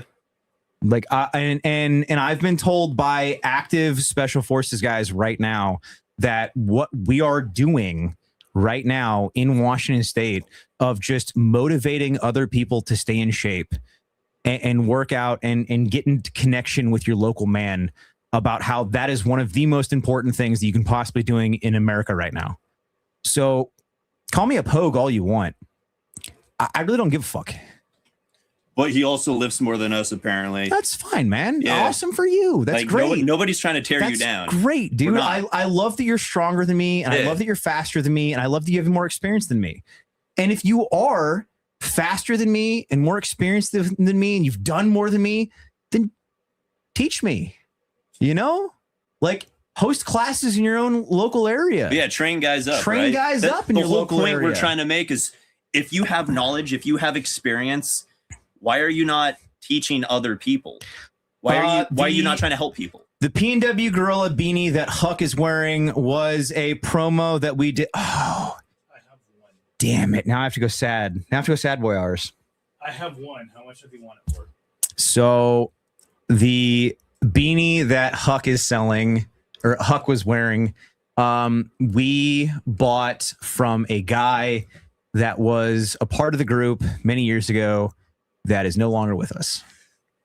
Internal, external, and terminal ballistics. Sorry, the Texas guy asked the 3 types of ballistics. I don't care. I read books. I don't care. Stop. I'm so sorry. I'm so sorry. What's the 3 types of ballistics? I just said the 3 types of ballistics. Like, who cares? Who cares? Nobody cares. Nobody cares about the ballistics. Yeah, we're well. I'll try to get the beanies back up and running. That's something that we're trying to dive more into right now. Is really getting merchandise back up and running, and really in like the full swing of merchandise, and that's like our main goal right now. So if you guys are enjoying the merchandise, and if you guys enjoy like what we're doing here, hit up the website, buy some stuff. We are really trying to dive into merch right now. So if you guys want more merch, okay, we need capital to be able to do that, to buy more merch. So hit up the website, buy some stuff. Once again, the fuck bin is this Friday. Trying to make it a big fuck bin, doing a PVS 14 giveaway. So if you guys want to support, you guys want more merch like this, that's something that we are really trying to dive back into. And that's a goal that I have right now. We got patches en route. We got shirts en route. We got t-shirts en route, and we're really trying to get merchandise back up and running. I acknowledge 100% that I've been lacking on merchandise, and that I've been kind of really diving into military surplus, and I let merchandise sort of fall off. I'm trying to get back into it. I acknowledge that was a failure on my part. My bad. What's up? Nothing. Oh, okay. You're looking at me like you have something to say. No, I was actually like watching you for a minute. That's fair. Somebody said animated Huck, LOL. Yeah. I don't know. I'm just. What? It's at the point where it's just like rage bait max, and it's just like that is the most low IQ thing ever. That is another thing that I've had to acknowledge and just kind of accept, is that like a lot of what's on the internet right now is just nothing more than rage bait. There's a couple of posts that I've seen, and I'm just like, no, this is bait. Like they're trying to get me to Fed post. Like there's no way that there's not posts on social media right now that aren't designed for you to Fed post. And I know that it's really, really tempting to do so. And and it's so funny because like people tell me like, oh man, you say the most fucked up things. And I'm just like, dog, I'm holding myself back. Like, and I'm like really, really holding myself back here. So like, you saying that I'm Fed posting, like, yeah, no. Actually, many psychopaths have a high IQ. I would know. Okay. You're Weird really Texas deplorable veteran. I feel like you're... I really feel like you're not very self-aware. Oh my God. Yeah, dude, you're hyper autistic, bro. And I'm hyper autistic. Like, that's another, like, I just don't want to be around anyone that ever says that they're high IQ. Because if you have to say out loud that you're high IQ, it doesn't matter that you're high IQ. You're insufferable, and I don't want to be around you. Now, that's just like for the most part. That's not like unless it comes up. That's not always. That's not always. But like for the most part, I don't want to be around anyone that's like a self-proclaimed high IQ. Self-proclaimed anything, is like a self-proclaimed anything is kind of insufferable. And that's the funny thing. People just assume we're proclaiming ourselves as something. It's like we're really not. We're literally just motivational fitness people. We're motivational family and tribe people. Well, so it's funny because like I don't want to say that I'm a mountain man, because I feel like that in itself, like, because I look at like the outdoor boys, right, and like that's a mountain man. Like that is a man that if you dropped him off in the middle of fuck all nowhere with absolutely no supplies, he would be fine. However, on the flip side of that, I'm a man that like emphasizes in quality gear and quality equipment, and like I hyper like focus on quality gear and quality equipment. So I don't like calling myself a mountain man because I rely so heavily on quality gear and quality equipment and like so many like, you know, amenities, I guess. So like, I don't even know if I would like, I think that if you dropped myself off in the middle of fuck all nowhere and you dropped Beaver off in the middle of fuck all nowhere, he would definitely be a lot better off than I am. So like, that's more of a mountain man than I am. Marketing in 3, 2, 1. Is that like a request? Do you want me to market in 3, 2, 1? I mean, I can if you want me to. Like that wasn't my plan, but I can. I guess, you know what? No, I guess that would have been a good segue into a market of me saying that, like, you know, I use high quality gear. Yeah, I use high quality gear. And then marketing. I guess that would have been okay. So here is the advertisement. I sell stuff. If you need stuff for camping, go on my website. We did an advertisement. Congratulations, I did it. ODGG plug time. See, this is my boomer right here. This is my guy. Stop. Okay, I'm stopping now. My bad. My bad. You are part mountain goat. I'll accept that one. Miltech fleece beanie or Polartec fleece beanie. Polartec fleece beanie all day and night. All day and night. All night and day. All day and night. Unfortunately, we can't get the black ones. They make black ones? Oh.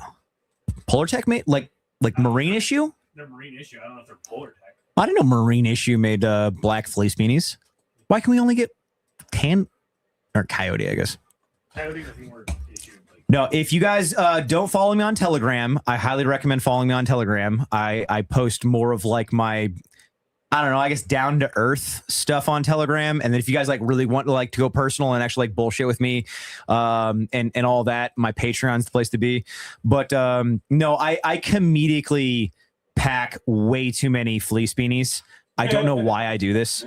Like every time I go out in the mountains, I always take 2 of the Polartec marine issue fleece beanies with me. And the last time that we were going out, I was doing PCCs and PCIs. So I did like a layout of all my stuff and I took everything out of my ruck that I'm usually using. And I had 5 beanies packed. And I'm looking at like, and I just have them like all in like different places of my ruck and like my kit. And I'm just like, okay, this is maybe we got excessive. Like I always take 2 with me. I always take 2, but I was like, all right, 5 is a bit much. I probably don't need 5 beanies. That's okay. Let's dial that back. Yeah, so 2 is usually like while I'm moving and setting up my my sleeping area and all that, because I'm usually just expecting it to be raining. So we're in Washington State and it's always fucking raining. And then I have another fleece beanie that I always keep for actually sleeping and when I'm under a tarp and you know it's going to stay dry and something I'm going to sleep in. Weren't we talking about something in the beginning of this and we're like, I mean, yeah, but that's kind of like what podcasts usually wind up anyways. hyper autistic on this one. Gorilla King Mountain Larper. Hell yeah. Hell yeah. So that was another thing though. And we were talking about, you know, me like claiming myself to be a mountain man. And like, when people call me a LARPer and I'm saying that I'm a mountain man, it's like, do you need credentials to be a mountain man? I know I was just talking about the Outdoor Boys and him being a mountain man, but it's like when people call you a LARPer and it's like, you know, because you're tactically LARPing, but like if you're just like being a mountain nigga, right? Like people call you a LARPer, it's like, what am I LARPing as? I think a lot of people don't put it into any kind of context except for, you know, just internet brain rot. Because if you put like, okay, so for example, the LARPing thing, and I've said this many times, right? I'm a man. I train. I have a rifle. I train small unit tactics or whatever with, you know, guys, and we do stuff, force on force, whatever it is. I'm not trying to pretend to be anything else except for who I am. And what I am is a man who trains with my community. Yeah. That's it. There's no LARP. Okay, sure, you could say LARPing, live action role playing, sure, but it's not stolen valor. I'm not trying to pretend it's like I did anything. I'm not live action role playing as a mountain man. I just am. Because everyone on the internet, all they see is what they see on the internet, right? They only see what you post. They only see whatever. Yeah, it's like I'm not live action like role playing as a guy that's going out and hiking. I just like I'm hiking. We're LARPing as business. But that's that one I am. I'm LARPing as a business owner because I don't know what the fuck I'm doing here. But that's just my point, right? Is like I'm just out here like just trying to train, just get better, meet people from my community, train with them. See, but that's okay. Here's the thing though, is that I think that so many people and you guys could please by all means tell me I'm wrong. You tell me I'm wrong. But I feel like you have it stuck on Huck and he's just looking at his phone. Oh, I'm over here just like no, you're good. Oh, I lost my train of thought. Fuck. No, you're good. I just lost my train of thought. Damn it. It was a good one too. having a knife is LARPing. You have a knife, you're LARPing as a butcher. I don't know. Good evening, Monkey Man. How do local guys pick up orders in person? You guys need to email the Pickup and shipping. yeah. So if either when you're buying a product, you can pick up or you can select local shipping, and then you guys don't actually pay shipping costs. You can just pick it up from our warehouse, or you can email us directly at contact@odgsupply.com. Do not send it to my business email because I will fucking ignore you because I don't check my business email. I have to get a phone call to be told to check my business email, and then I'm forwarded other emails of which that I have to check because I don't do emails. I'm so comically bad at emails.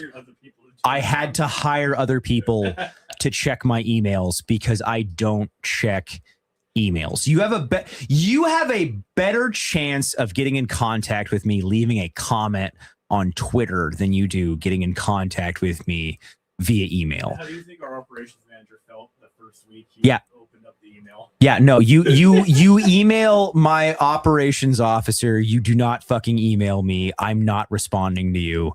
Not happening. I just want to say everyone's saying pogue this. Are people still saying pogue? Well, hold on. Is that still an argument? Yes. I was not. Is it the same guy though? Or is it it's the same couple people. There's a handful of them, right? I was not in the military. At least I don't think I put off the idea that I have been in the military. Optrix, I'm a size medium. Right. But like size large hoodie. If I'm just a guy who trains, how am I a pogue? Because I have nothing to do with the military. I have nothing to do with it. They've gotten to a point like so many vet bros, and especially vet bros that are now Gen Xers. And I'd say it's mostly Gen Xers. It's not so much boomers, but the Gen Xers that literally like don't have anything else of like reputation, that they don't have anything else like of quality or like anything that they've ever done in life. So it's now their personality that they joined the military and they served in the military, and that's now their personality. It's no different than like it's no different than gays, dude. Yeah, it's no different than gay people. And it's not even like trying to insult them. It's just like you have nothing else, and that's your personality. Yeah. You know, some veterans, being a veteran is their personality. And there's a lot, and not all of them, by no means all of them. And there's a lot of gay people where being gay is your personality. There's a lot of vegans where being vegan is your personality. Like, people are so uninteresting and they have so little, about themselves that they cling on to something, and that's now their personality. And they're now going to kind of like this constant verification that I'm important and I mean something and I've done something. And for them, like, I'd say for the most part, that's not necessarily like a bad thing. It can be a bad thing, but I'd say it's not a bad thing to find meaning in something that's bigger than yourself. It can be a bad thing, and if you let it be, but like finding meaning in something that's bigger than yourself, that's not terrible. People find meaning just being part of my community and following me. Like, people find meaning in calling themselves one of the gorillas.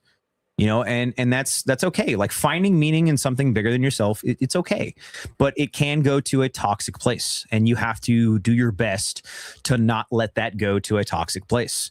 You know, like guys that they can only speak in military jargon for the rest of their fucking lives. You know, like, yeah, that's probably your personality now, and like for the most part, that's not terrible. You know, Depends like on what you're doing with it. Are you doing something productive? It depends. If you're doing something like extremely productive with it, yeah. You know, like if an older dude who's retired and has nothing better going on in life, like let's take the absolute dumbest explanation ever or example ever, like the movie Cars. You know, there was Sarge, and he was just this old beat up, you know, Jeep. And his personality was that he was, you know, in the Marines. And like, that's like, he talks like he was a drill sergeant. He talks like that. He acts like that. He runs a military surplus store. And oh, yeah, that's right. Yeah. I forgot about that. There's a lot of people that, you know, they stopped doing something and they did it for so long that that's their personality now. And not always is that a bad thing. You know, sometimes those stereotypes, they're fun to be around. You know, like sometimes that's not a bad thing. You know, you can like, I knew a guy where like he was a barber for years and years and years and years and years, and like that was his personality. Bill Dotrieve, that's King of the Hill. No. Propane is now your personality. That's like, how you're hot. You know, that's fine. Oh, yeah, no, they don't push it off onto the people. Like, how dare you not do this thing? It's just everyone wants to feel special. Okay, that's your thing, man. Awesome. Yeah, no, what that guy just said. I need a haircut. You know, like, and that's fine. If that's something's if something is someone's personality, you know, whatever. And like, and there's some guys that I have around me that like I wouldn't say their personality, but one of their main things is like not giving a shit that I have a surplus company. And that's something funny that like just keeps coming up and keeps coming up and keeps coming up. And it's amusing. The skip ad thing. I have multiple friends that I train with, and every time we start talking about something that like is like something that I sell, I'll start saying something about what I sell, and they're like, skip ad. And it's fucking hilarious, man. It's absolutely hilarious, and I love it. I love that type of witty banter back and forth.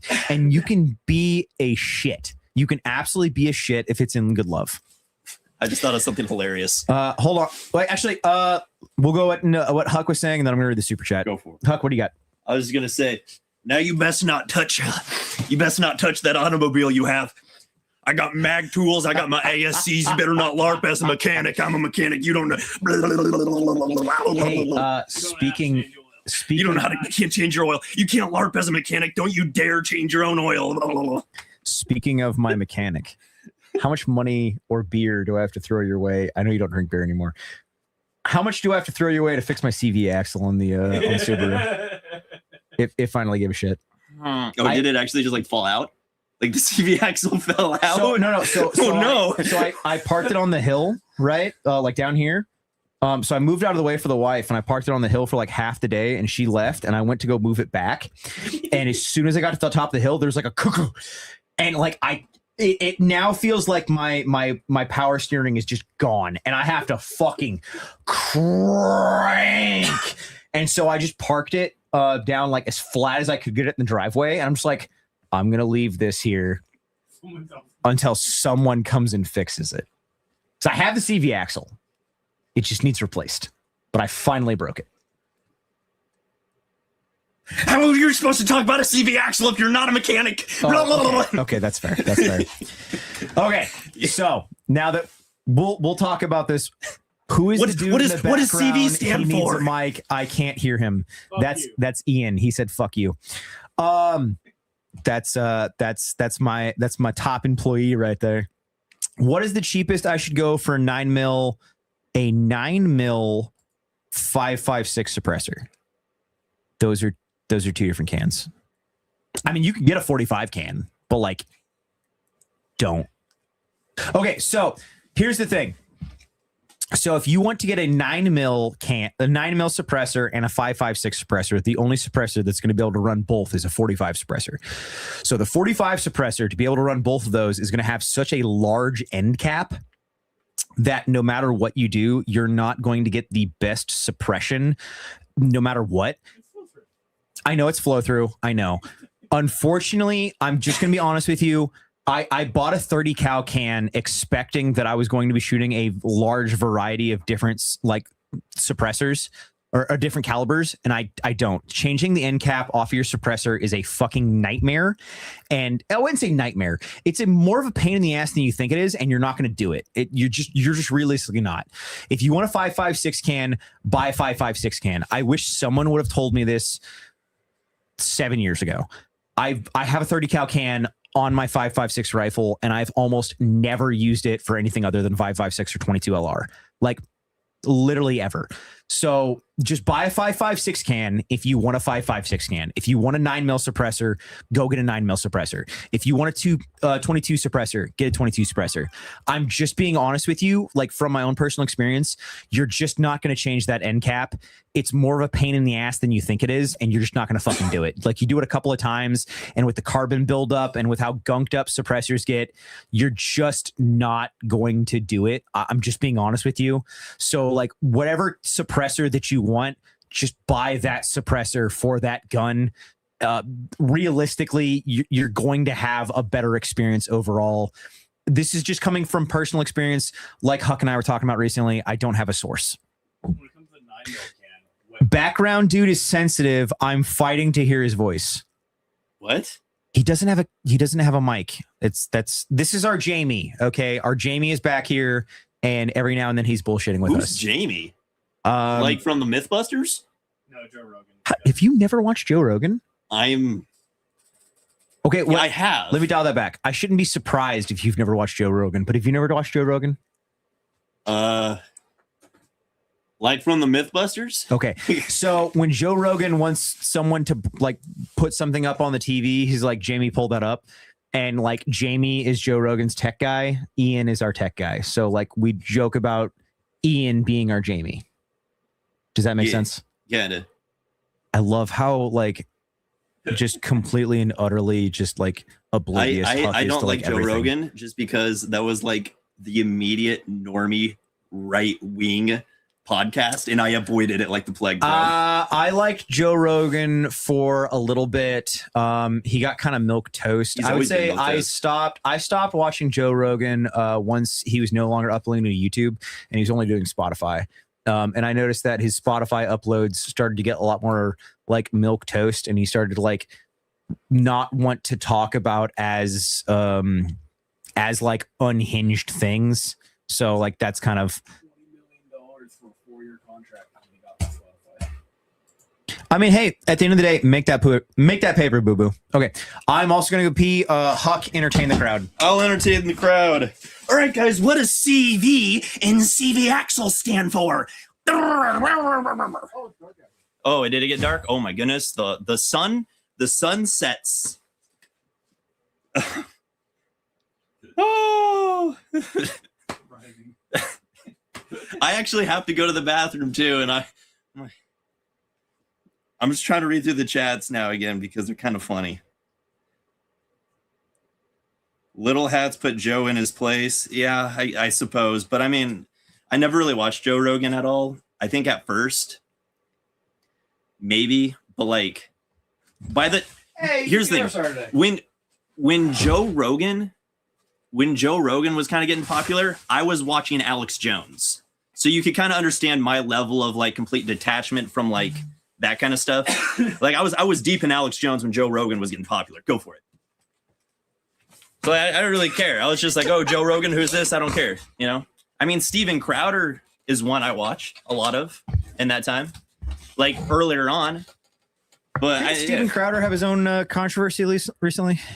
There was some stuff going on with his woman a while ago, but this was like a couple years ago, maybe a year ago. I feel like every single... So this is actually something that I was recently... Huck, you can keep rambling if you wanted to. But something that I've been realizing is that like... Hey, he got constant velocity. Yeah, goofball. You got it. He got the thing. What? CV axle stands for constant velocity. Oh. Actually? Yeah. Why? Because it's constantly velocity. Okay. So it's constantly moving. It's constantly velocity. It's a CV axle. Yeah, it's actually it's because like the bearings in it are like it articulates different than like a solid front axle. Oh, okay. Because it's able to move. Because it's constant. Duh. Someone said that for 5.56 and 9 mil to get the Dead Air Wolfman. Oh, all right. New to me. It doesn't lose velocity when at the angle. At the angle. Exactly. It's constant, bro. That's what the word says. Anyway, like I was saying, something that I've noticed with like every single like influential person, every single person that has like a podcast or does YouTube, like quite literally every single influential person across social media has some sort of controversy. You guys notice this? For you, it's killing a chicken. Every single social media personality has some sort of controversy. And what that really got me thinking about today was maybe, hear me out, maybe every single human being is flawed. And it says that in the Bible, no. And there would be more controversies if our entire lives were public, because we're all flawed. And anyone for a millisecond that's trying to say otherwise probably has a lot of skeletons in the closet that they don't want anyone knowing about. Like the people that are like hating on, like, especially like influential people that are hating on other influential people, like the ones that are like hating the most, the ones that are trying to like deflect the most, they probably have the most skeletons in the closet. But like that was just something I was thinking about recently of like how many important and influential people have, you know, like crazy controversies around them. And it's like, like everyone does, dude. Literally everyone does. Sorry, that was just something recently like that I was thinking about. And we brought up Steven Crowder and I was like, what was his recent controversy? I don't even remember. It had something to do with his wife and an argument they had that got leaked from a Ring camera or a Arlo camera or something like that. And I don't know, that was like a year and a half ago. Oh, was he the one that was like yelling at his wife or whatever on Ring camera? He got in an argument with his wife, and I remember watching the video, but it's just like, I don't know, he is being a dick, but also I have no idea what's going on in these people's lives, and I don't know the context of it. So who am I to judge them? You know what I'm saying? Controversy, not that Ring cameras are insecure. Yeah, that was another thing that I was wondering. I was like, okay, well, my question is, why the fuck was there a Ring camera in his living room? And B, how the fuck do I have this footage? Yeah, it's just like, where did the footage come from? Where did the footage come from? I think the wife or someone, I don't know. Regardless, there was more controversy with him, with some of his crew. I know the guy, Not Gay Jared. If you ever watched it, there was Not Gay Jared. He was like, I guess, Ian in this situation. And there was like some controversy with them. I don't know, dude. I really don't know. That was the thing, and I'm not trying to like go too far into it. The wife leaked it. Oh well, damn. What was that? I watched Zero Steven. Are they still? They're not still together, are they? His wife? Yeah. I have no idea. Oh. I only watched. Huck, did Gorilla Man come around on hammocks? Has good luck with one in heavy rain south of Rainier last year. Dog, I was just rocking a hammock yesterday on.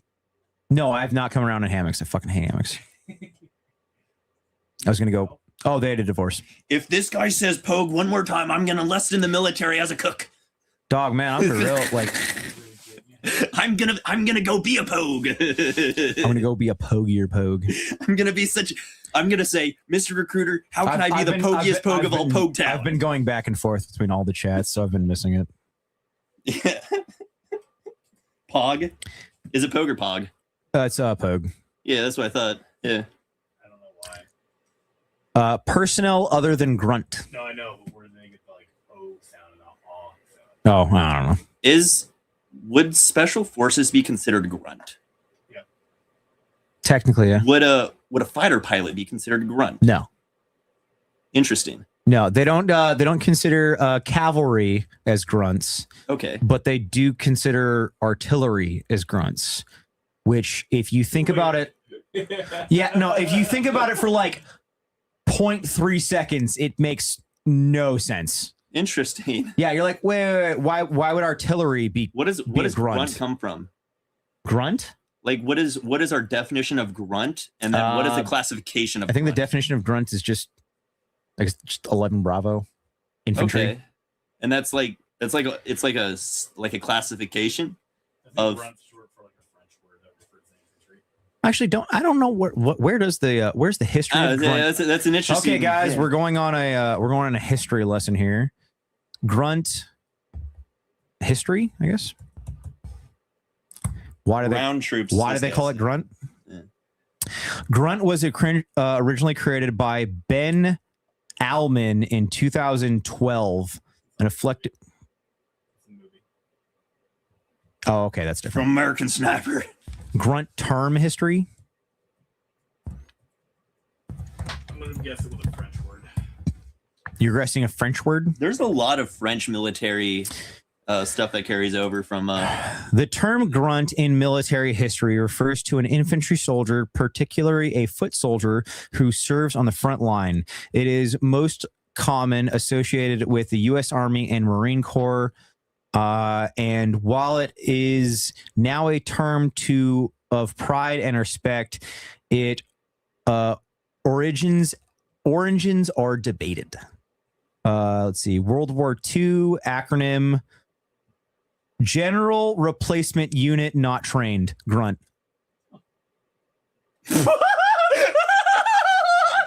Like you're a military conscript sent wave after wave to go kill the enemy. Is that the original definition? Dude, that's not good. That's not good at all. That's not good at all. Why? General Replacement Unit Not Trained. Grunt. That's the World War II acronym. Dude, that was next to your name on the spreadsheet. Holy shit, bud. That's not what... Hey, man, look, I don't know if I'd be calling yourself a grunt after that. That's the World War II acronym. That's crazy. I didn't know that. Okay, we're learning. Yeah, okay, so the Vietnam, apparently the Vietnam definition is people other than grunts, is Pogue. But the World War II grunt definition is General Replacement Unit Not Trained. And then in Vietnam, the Pogue became personnel other than grunt. So that's if that's true, like, and this is just my brave pullback of like the AI.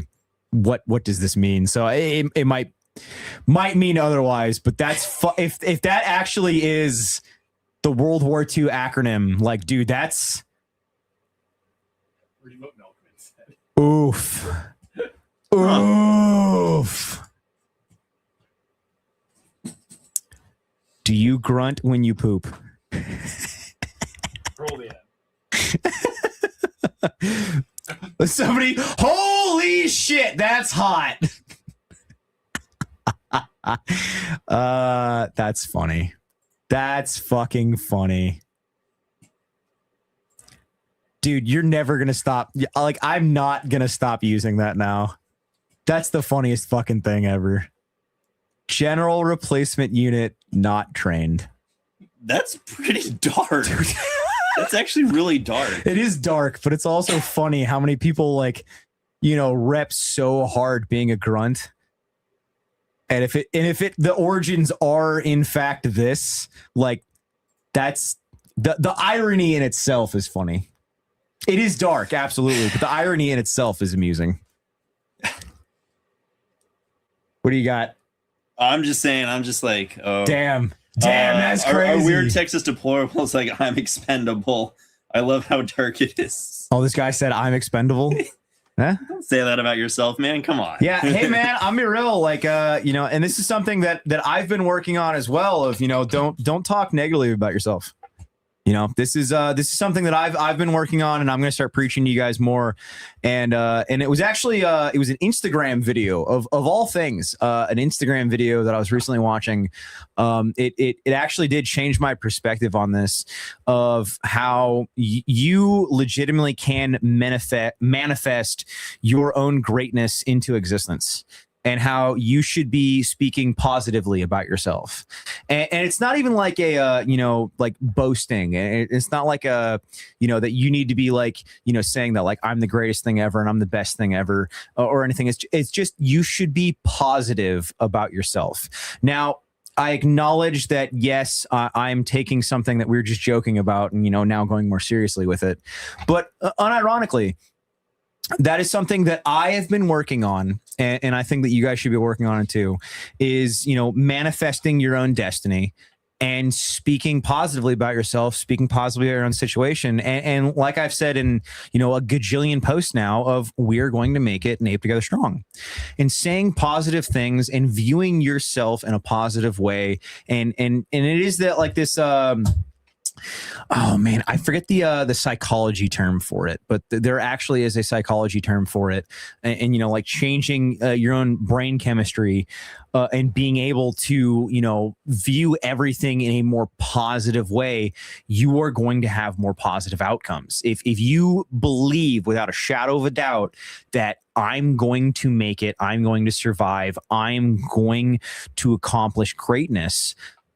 I mean, like, it was the exact same thing when I was starting this company. Like, and I don't know how many gajillions of times I said it, of like, I am going to have a successful company, and I'm going to die trying. And, fucking here we are, man.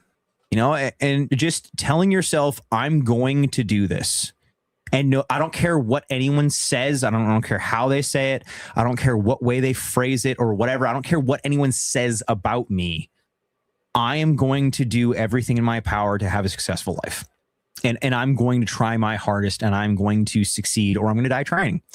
And I have found that for the most part, being more positive about yourself, it does unironically have a huge effect in life.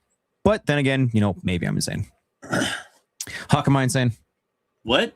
Yes. I really don't think you're insane at all. I think you're probably one of the more sane people I've ever met in my life. Oh, and maybe that's just because we have very similar ways of thinking. I guess I don't very know. Possible. Like very possible. We do have very similar brain waves. We just kind of brain waves, Unrelated completely.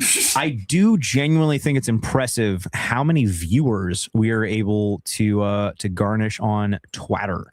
It is fascinating. What's the Twitter count?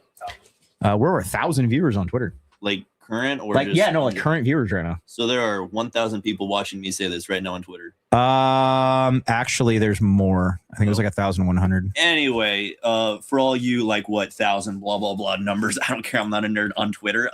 Why are you wasting your time on Twitter? Go drink water and read a book, dude. Yeah, we had 1,100 on Twitter, and then we had like something. We had as many on YouTube, but like, whatever. I'm counting like 32 on YouTube on the vertical. Well, yeah, there's two different streams on YouTube right now, though. Yeah. And I'm like popping back and forth between the YouTube shorts, the brain rot stream. Yeah, no, because for some reason with StreamYard now, which is kind of cool, but like for some reason on StreamYard now, we can stream horizontally and vertically. So it goes into your shorts feed, and then it also goes into the regular feed of anyone that is actually watching us. Speaking of, did I actually post that we were live? Maybe. I did not. I didn't post that we were live on Telegram. Our Texas lad, I must stay angry so there will be no hesitation, period. I get the feeling that guy is single and probably intoxicated. I'd be careful with that mindset, though, because like I said, man, like, have you ever actually talked to a liberal? Have you actually had a conversation with somebody who disagrees with you? Like, and genuinely, like, and not in like I'm going to change their mindset or they're the enemy mindset, but like, hey, you actually are different than me. You have a different mindset. You have a different worldview, whatever it is. Like, genuinely, why is it you actually think those things, and actually challenge your own beliefs by actually listening to them, and vice versa? Like, maybe you walk away from it with more hatred. Maybe you walk away with it with better insight. Maybe you start to realize maybe who the real enemy is. I don't know. what I'm saying is like hate this, hate that. I'm tired of everyone being so hateful. Is what I'm saying. Oh my you know, goodness. like where's that hate gonna lead you? It's just gonna burn you up. It keeps me warm. No, it's just gonna burn you up, man. That's it. Oh, I gotta pull up the book. I got a banger. Drink water and boof vodka. Huck approved. I feel like it's gonna burn. I cannot not recommend that enough. Oh wait, are we live on Rumble? What even is a Rumble? Oh my goodness. I feel so bad that I like forget that Rumble exists most of the time. Chat pops up right now. It's coming up in here. Oh, so how many people are watching the Rumble? 9. 9 people are watching the Rumble? So bad that I like forget that Rumble exists. Wow.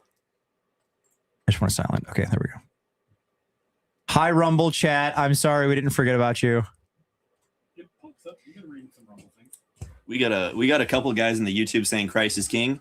I've been reading my Bible lately, and I'm actually starting to turn to Christ, like legit, like not like ooh wow, this is popular to do, but like I've spent years actually just kind of like pondering. And I grew up in a Christian household, whatever, and like I turned away from it, but you know, it's just you start putting things into perspective with lived experience and your life experience. And I'm only 26. I'm not that old.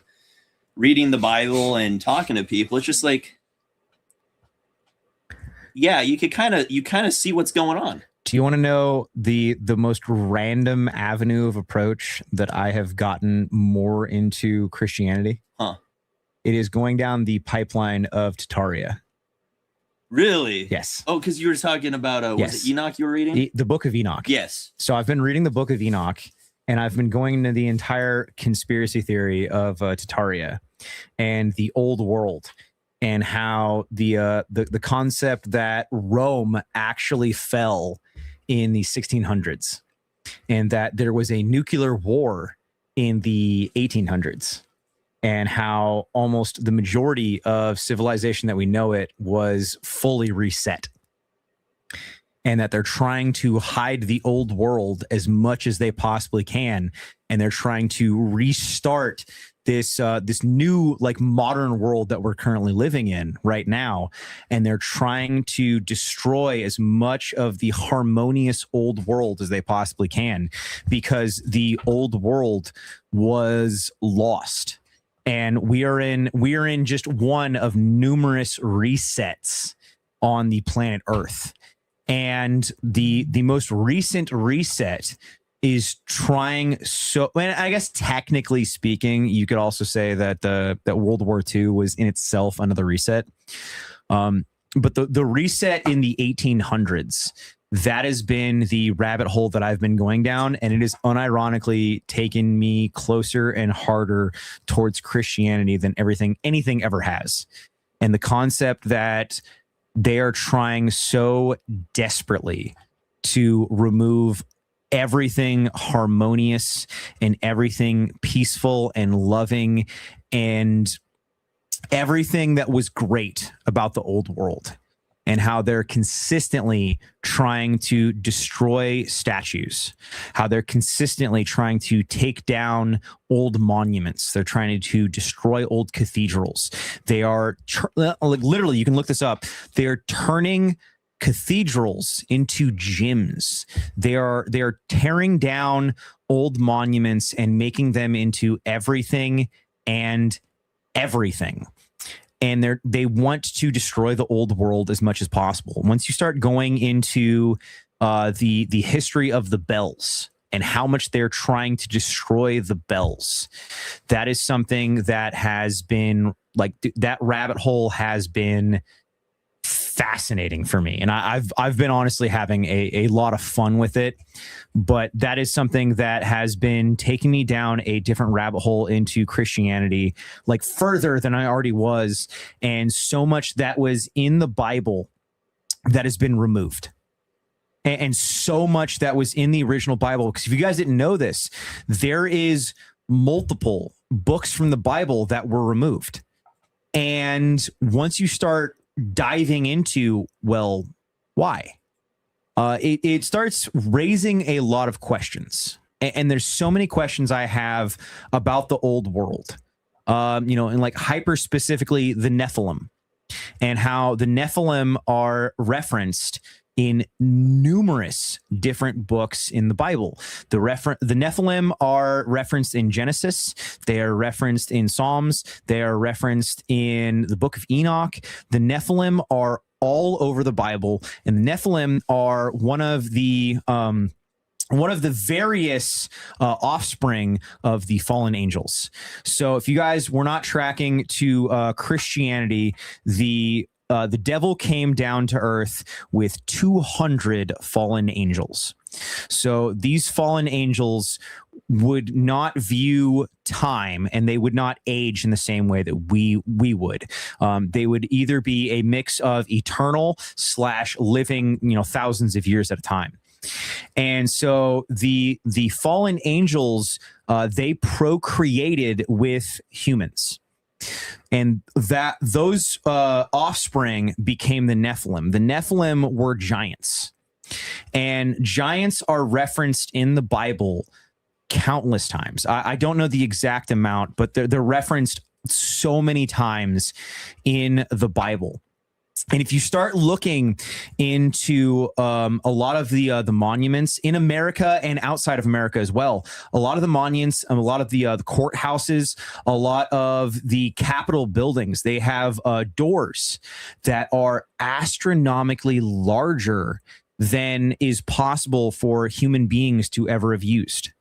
And what this does is this gives more proof that we did live amongst giants in America, and that the Nephilim lived amongst us, and that we have so many monuments and we have so many buildings that were made for these giant people. You could say that it's BS. You could absolutely say that it is 100% BS. For sure. The question is, why do all of these massive buildings have massive doors that would have been made for no one? And that's the biggest question that so many people have. And myself being one of them. And that's turning me more towards, okay, well, these giant creatures are referenced in the Bible, and we have these giant doors, we have these giant structures, we have the pyramids, we have so many buildings that, we've been saying, and modern archaeologists have been saying for, countless years of, we can't explain how the pyramids were built. And I'm like, well, the pyramids make a lot more sense if you have hundreds of feet tall, humanoid creatures that were able to build them. And the pyramids start making a lot more sense if you reference the Nephilim that are in the Bible. And that starts making a lot more sense when you start, referencing the Bible for these things. So like I said, I've just been diving more into the book of Enoch. I've been diving a lot more into these conspiracy theories.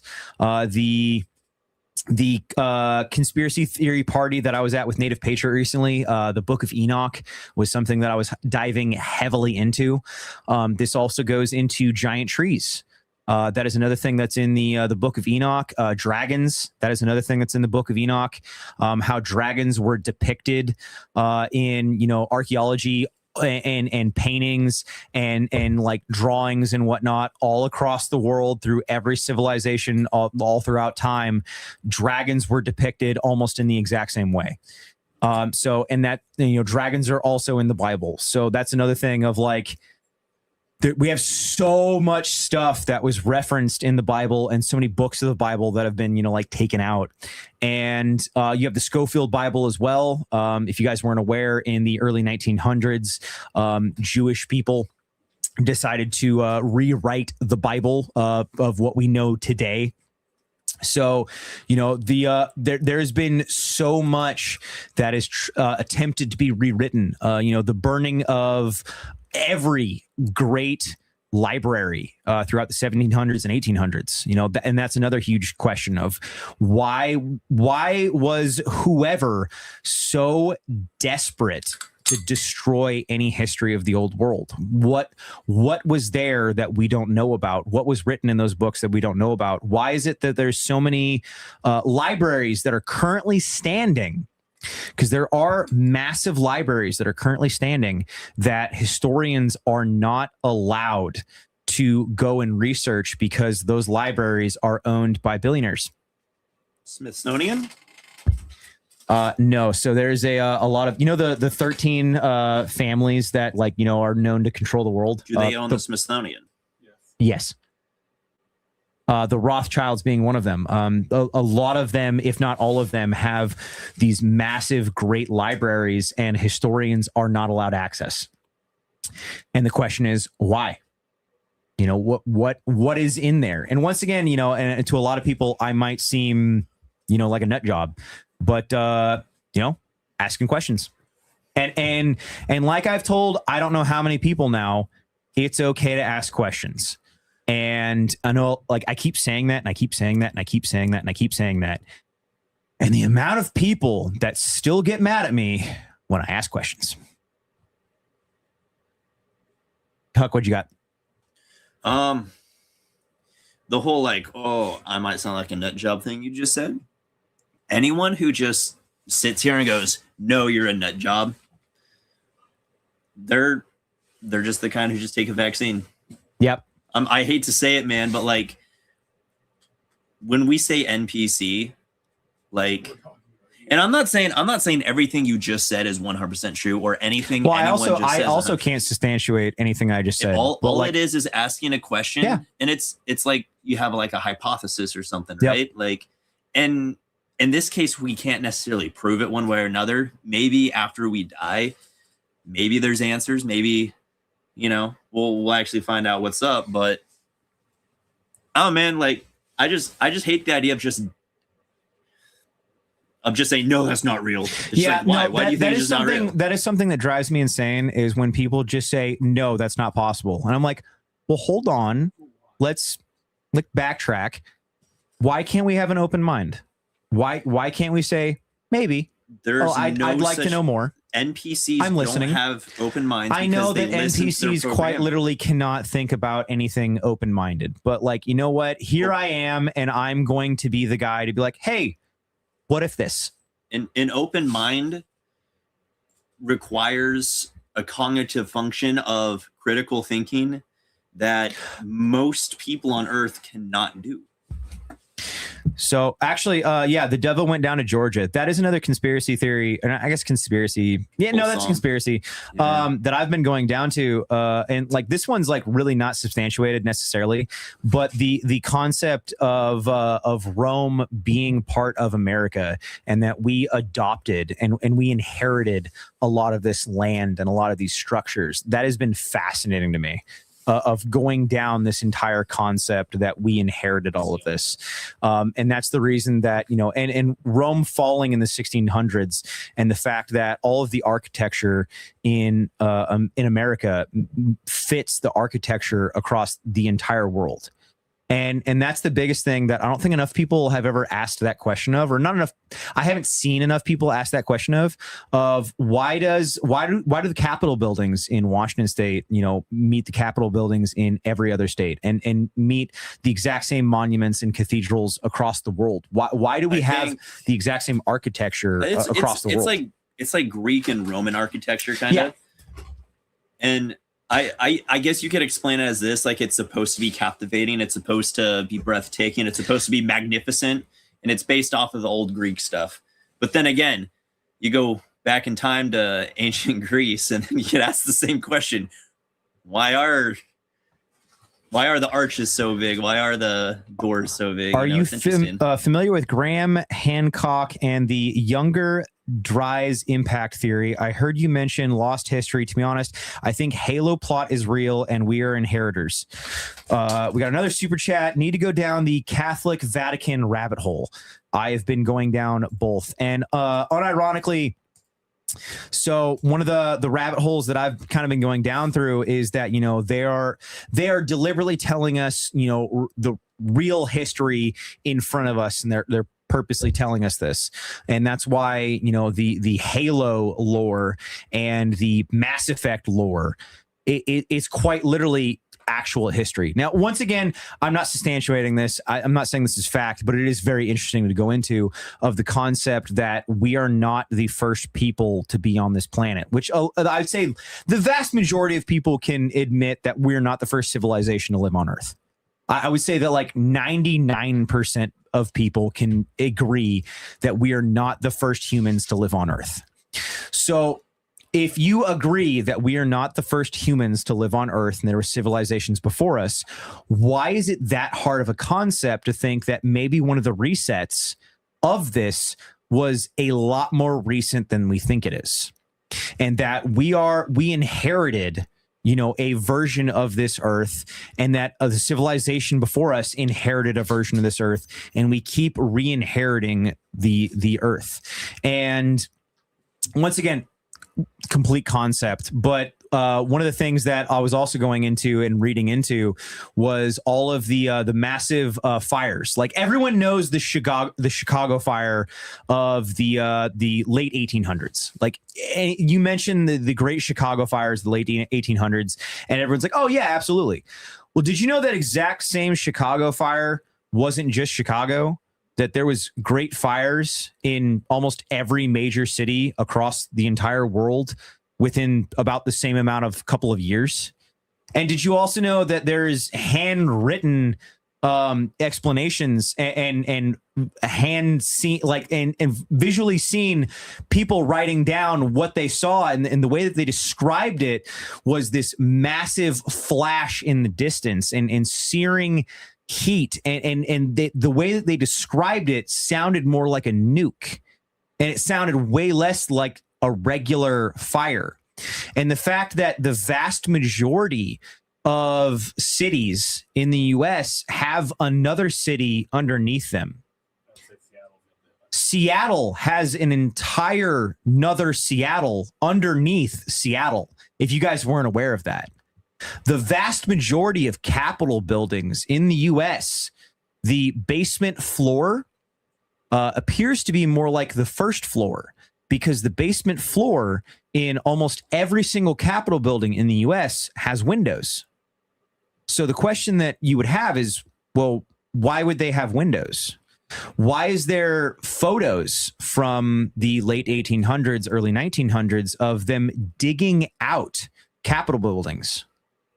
It almost seems like there was a massive flood in the 1800s.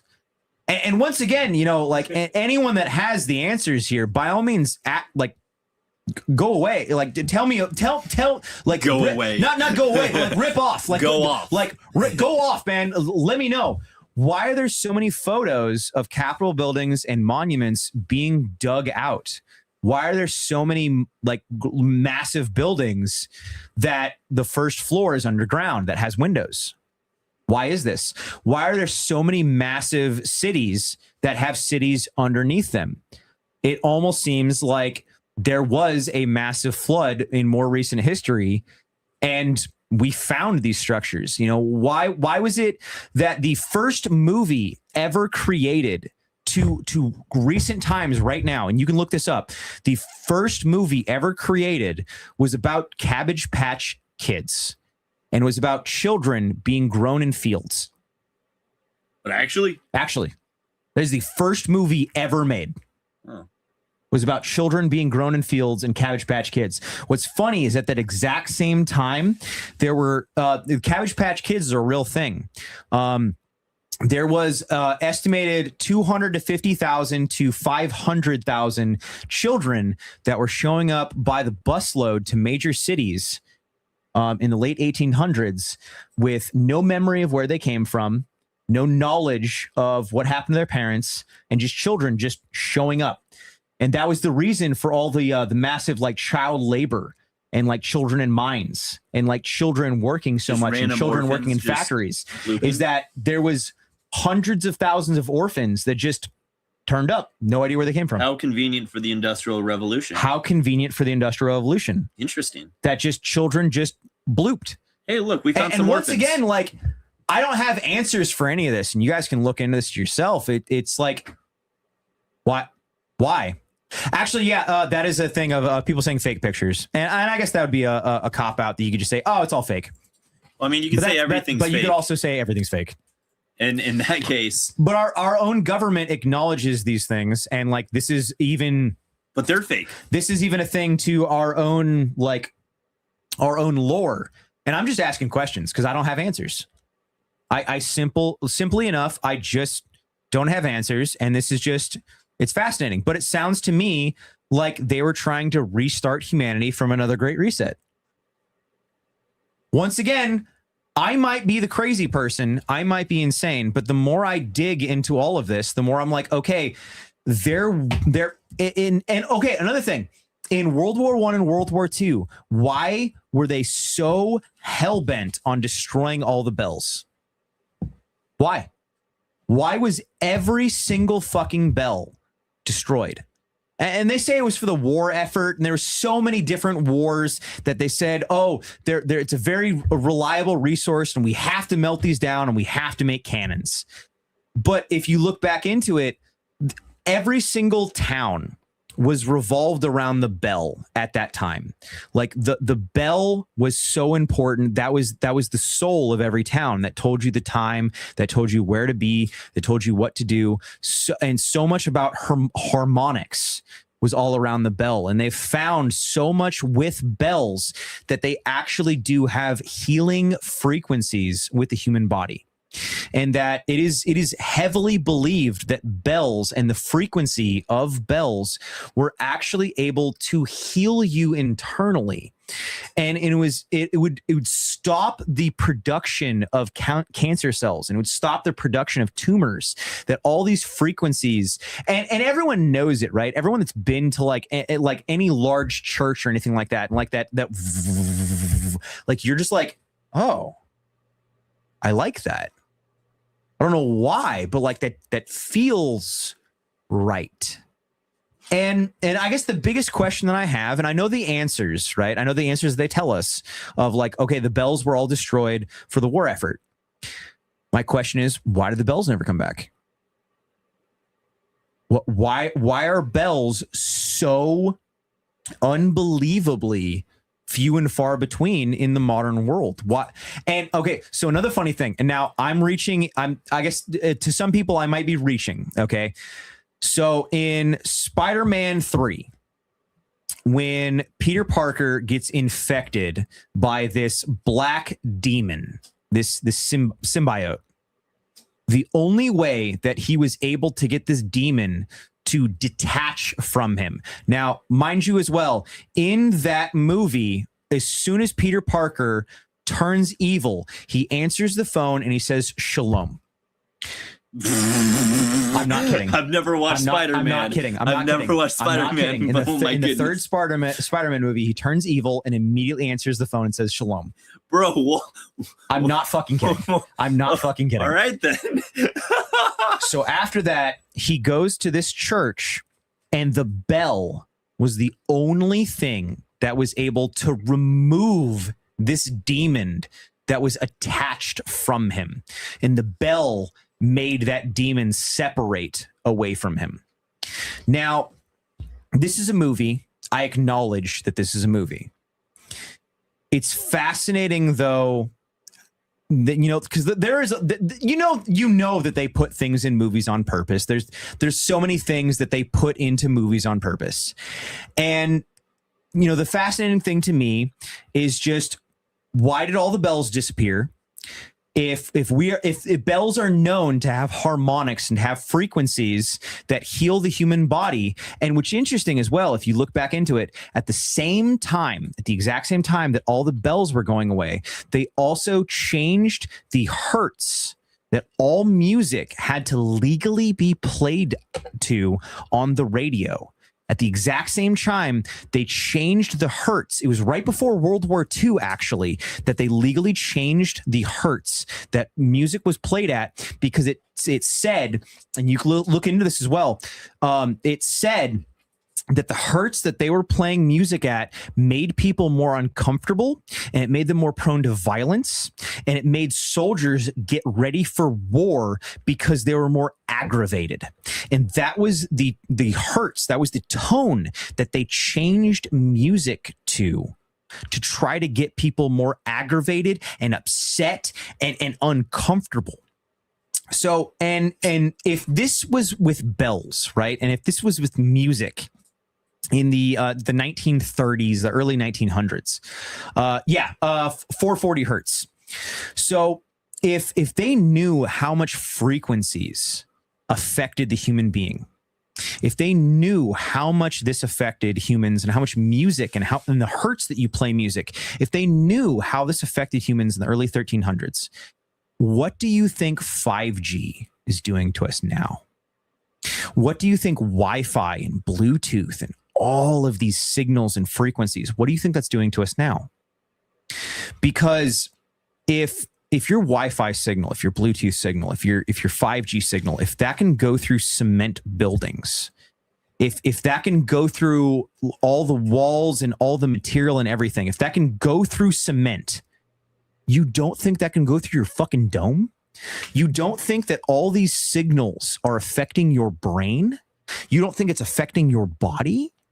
All of these signals, the closer that you are in cities, the further and further and further you are inside of industrial environments, and you have all these signals going everywhere constantly. You don't think that's going through your body? You don't think that's going through your brain? You don't think that in any way, shape, or form at all, literally at all, I'm talking about the most like 1%, okay, at the most basic level, 1%. You're telling me that's not affecting you in any way, shape, or form? You're telling me that's not affecting you at all?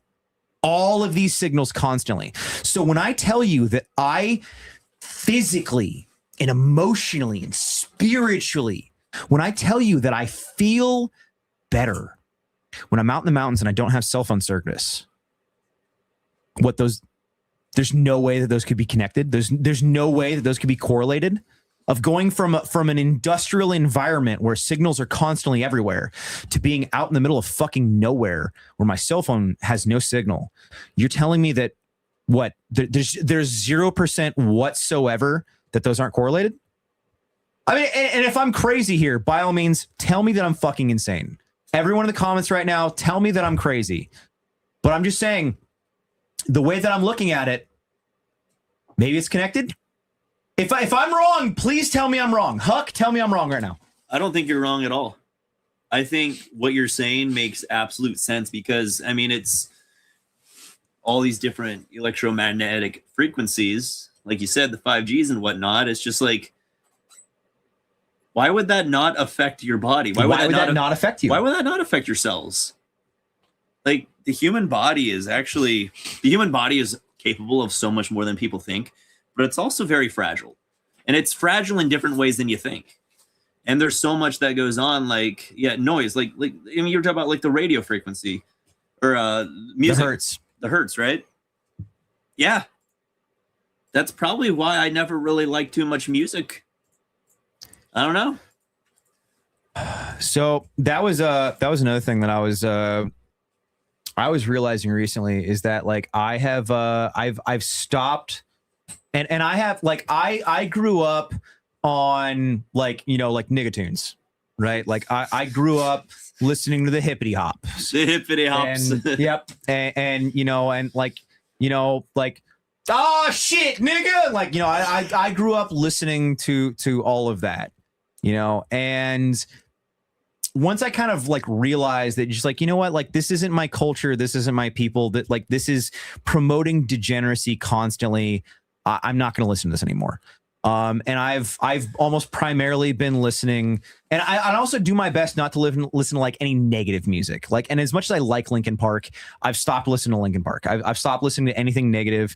I stopped listening to anything, you know, like sad mopey country. I almost primarily now listen to like really, really old music. I've also been listening to like more cassette music, and yeah, I got a record player. I listen to vinyls. And I have noticed overall, and something else that I've been doing as well is before I go to bed at night, I turn off my Wi-Fi. Like no matter what, before I go to bed, I turn off my Wi-Fi, and I've noticed that I'm sleeping better.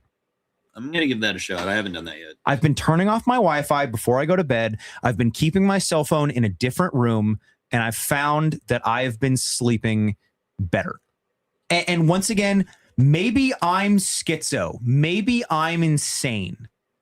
But the fact of the matter is that I've been doing these things and I feel better. I've not been listening to this degenerate, fucked up music, and I feel better. I've been doing my best to stay away from Wi-Fi signals, and I feel better. I've been doing better about not having Bluetooth headphones anymore, and I feel better. Yeah. You know, I've been doing a better job about drinking more normal water from well water. Yes, absolutely. Natural clothing as well. I've been trying to make an effort of wearing better clothing, of just doing things that, and like there was the other day I was in my kitchen and I was looking around about like all the things that were in plastic, and even though they're healthy products, they're still in plastic. Healthy products. Yeah. Healthy products. But I was looking around my kitchen and I was like, there's plastic everywhere. Why am I eating things that are shipped to me in plastic? I was like, this can't be healthy. Like my ancestors weren't eating this. Why am I eating this?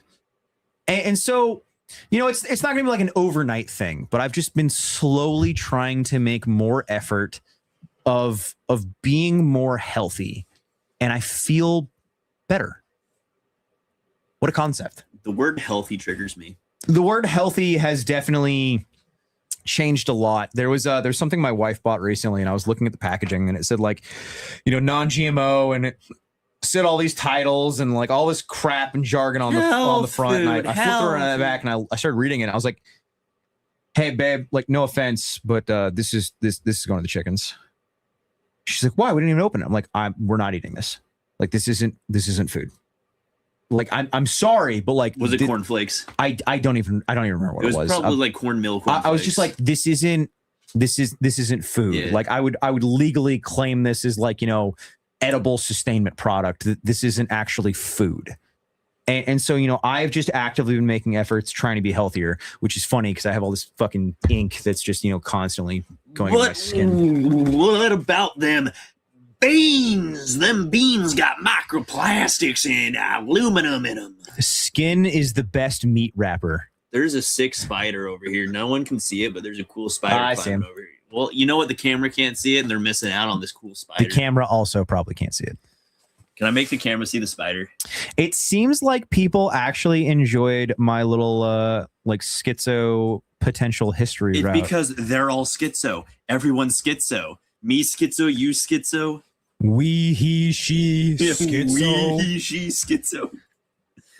No, that is actually something that that I wouldn't mind doing a YouTube dive on, of like a long form video of just like my schizo, kind of like what I've been going into as far as history goes. Yeah, trust me, bro. The guy who builds Wi-Fi routers. Long-term effects absolutely build up, and some people are probably more toxic than others in this context.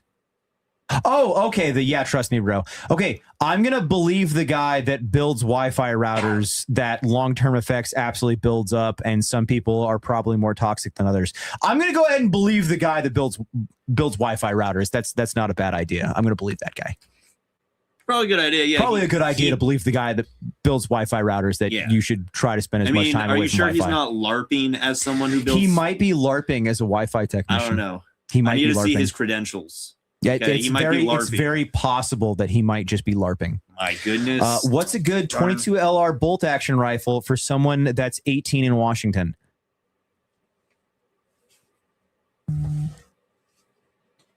You can go in a lot of different directions. I just did a video on this.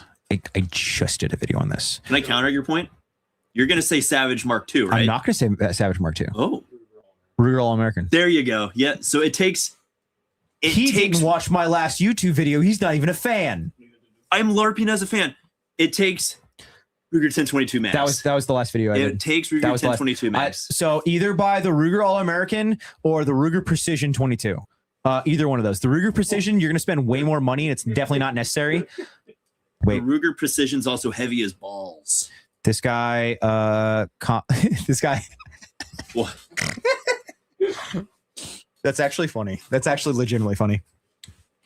Do it again. I wasn't looking. So this guy just super chatted $10 saying cold cereal is just goy pellets. Okay, but he's not wrong though. Goy pellets. It's just goy pellets. It's just goy pellets. Dude, that's another thing, right? Is that like I saw somebody recently and they're saying that like, you know, what's the difference between you and a dog?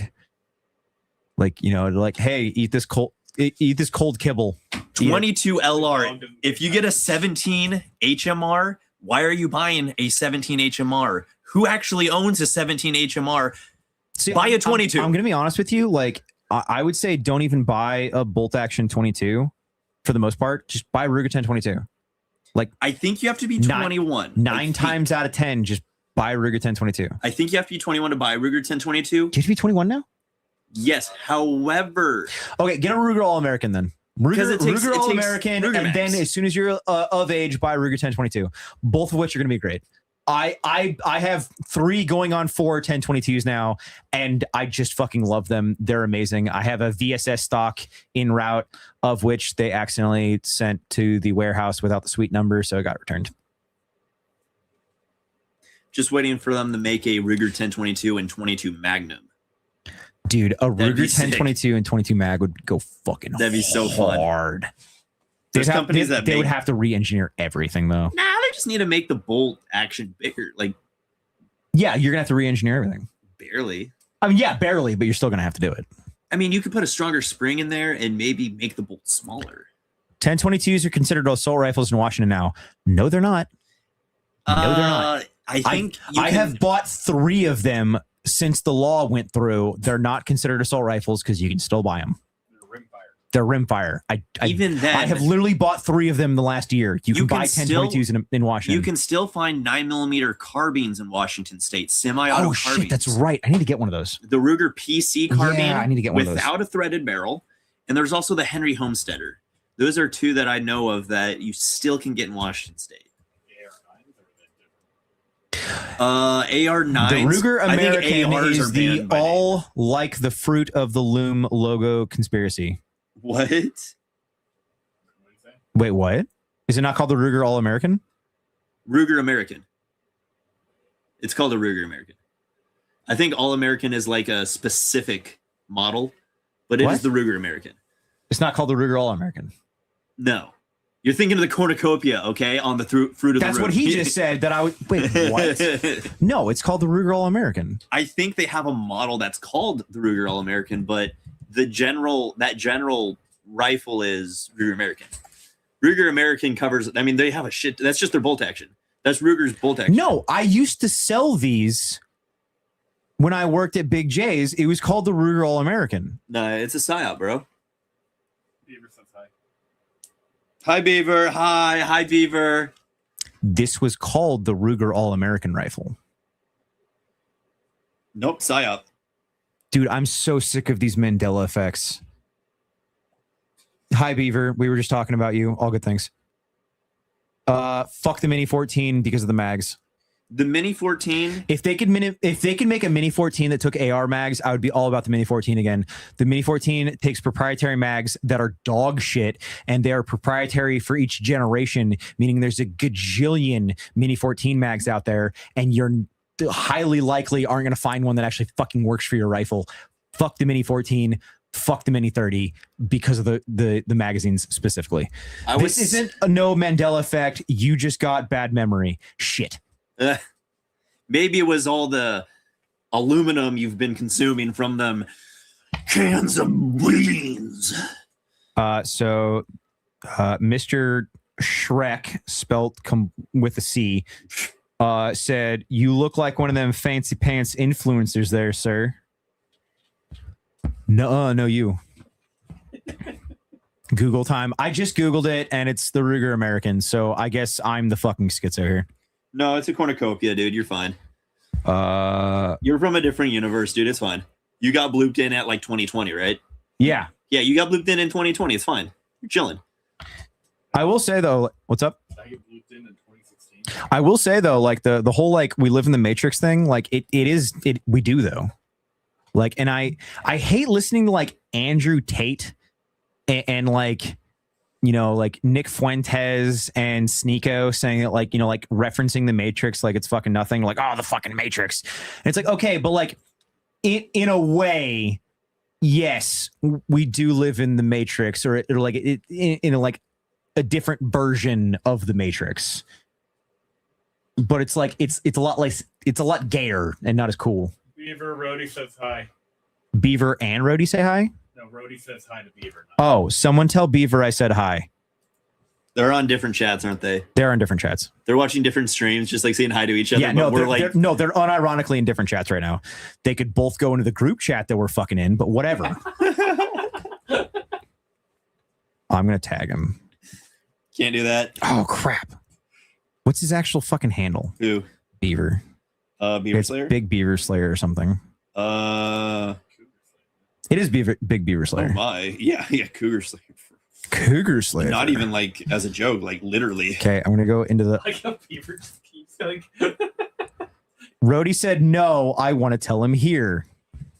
Well, he's not here. He's gone. He went away. Oh yeah. Beaver's just on his phone.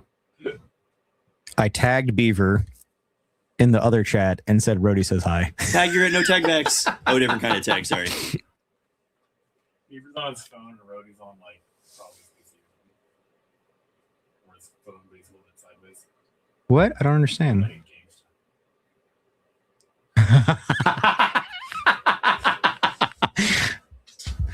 So the wife was trying to make pizza for us, and apparently she dropped it. I get like she saved it, but like she dropped it like on like the backside of the window, so it's just like fucked. Hey, when the stream's done, we got pizza though. That's fucking hilarious. That's so funny that she dropped it. Tarver's called me a nerd. Why that son of a... I'm gonna go to the other chat and let Huck know. Huck, Tarver's called you a nerd. Wait, which chat is that? Is that the vertical or the I put that in the vertical chat. Vertical? Yeah. Is it? What? No, I put it in the vertical chat. On YouTube. Yeah, on YouTube. There's too many chats. Why would I put that on the... Why would I put that on the Twitter one? You're not going to see it. I am Twitter, bro. Somebody said LOL pizza down. So I saw somebody else that was saying that they really enjoy our live chats because it feels like they're just hanging out with us. I was like, yeah. Oh, sorry, podcast. I forgot that's different now because there's different cameras that we can rotate through, and that makes it a podcast. What does podcast even mean? A podcast means when you start talking, the camera goes to you. Is there a legal definition of a podcast? Oh, now there's legal definitions. Like this is some sort of court battle. That's not what I meant. I meant the same thing as the All-American rifle. You guys are going to all fucking tell me that I did it wrong. American. It's All-American. American. Definition of a podcast. Poopcast. What is a podcast? A podcast is a digital media format consisting of a series of audio and okay, well that's not difference between a podcast and a live stream. There we go. That's the one. That's the answer I want. Difference of... Huck, do you want to entertain the chat while I look this up like a fucking boomer? Ooh wee, look at me. Ooh wee, I'm Huck. Ooh wee, ooh. Hey guys, are you doing your workouts and drinking water? If you're not, you're wrong. Oh, apparently podcasts aren't actually supposed to be live. It's pre-recorded stuff. Podcasts are supposed to be pre-recorded.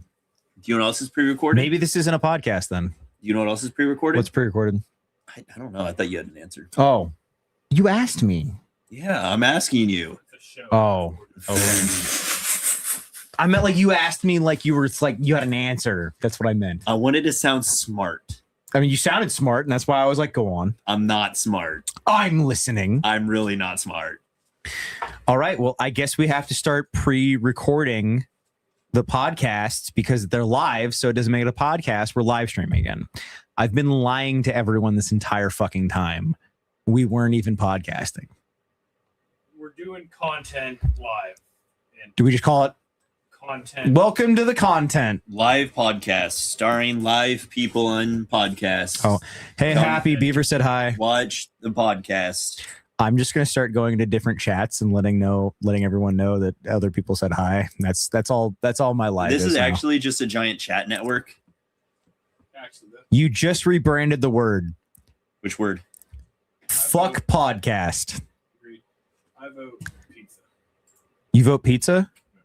Oh, I didn't- damn. I don't vote. Okay, I never even got my ballot. Ian Hungy? Okay, how about this? We go until fucking 21 hundo, and then we call it 10 minutes. 10 dude. minutes. You guys got 10 minutes. You guys left. got 10 minutes 10. to leave any questions or super chats or subscribing to the Patreon or buying military surplus from my website, and then it's over. In 10 minutes, done. No more.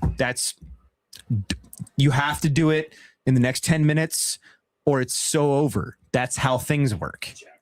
I decided. Shut it down. Whoa.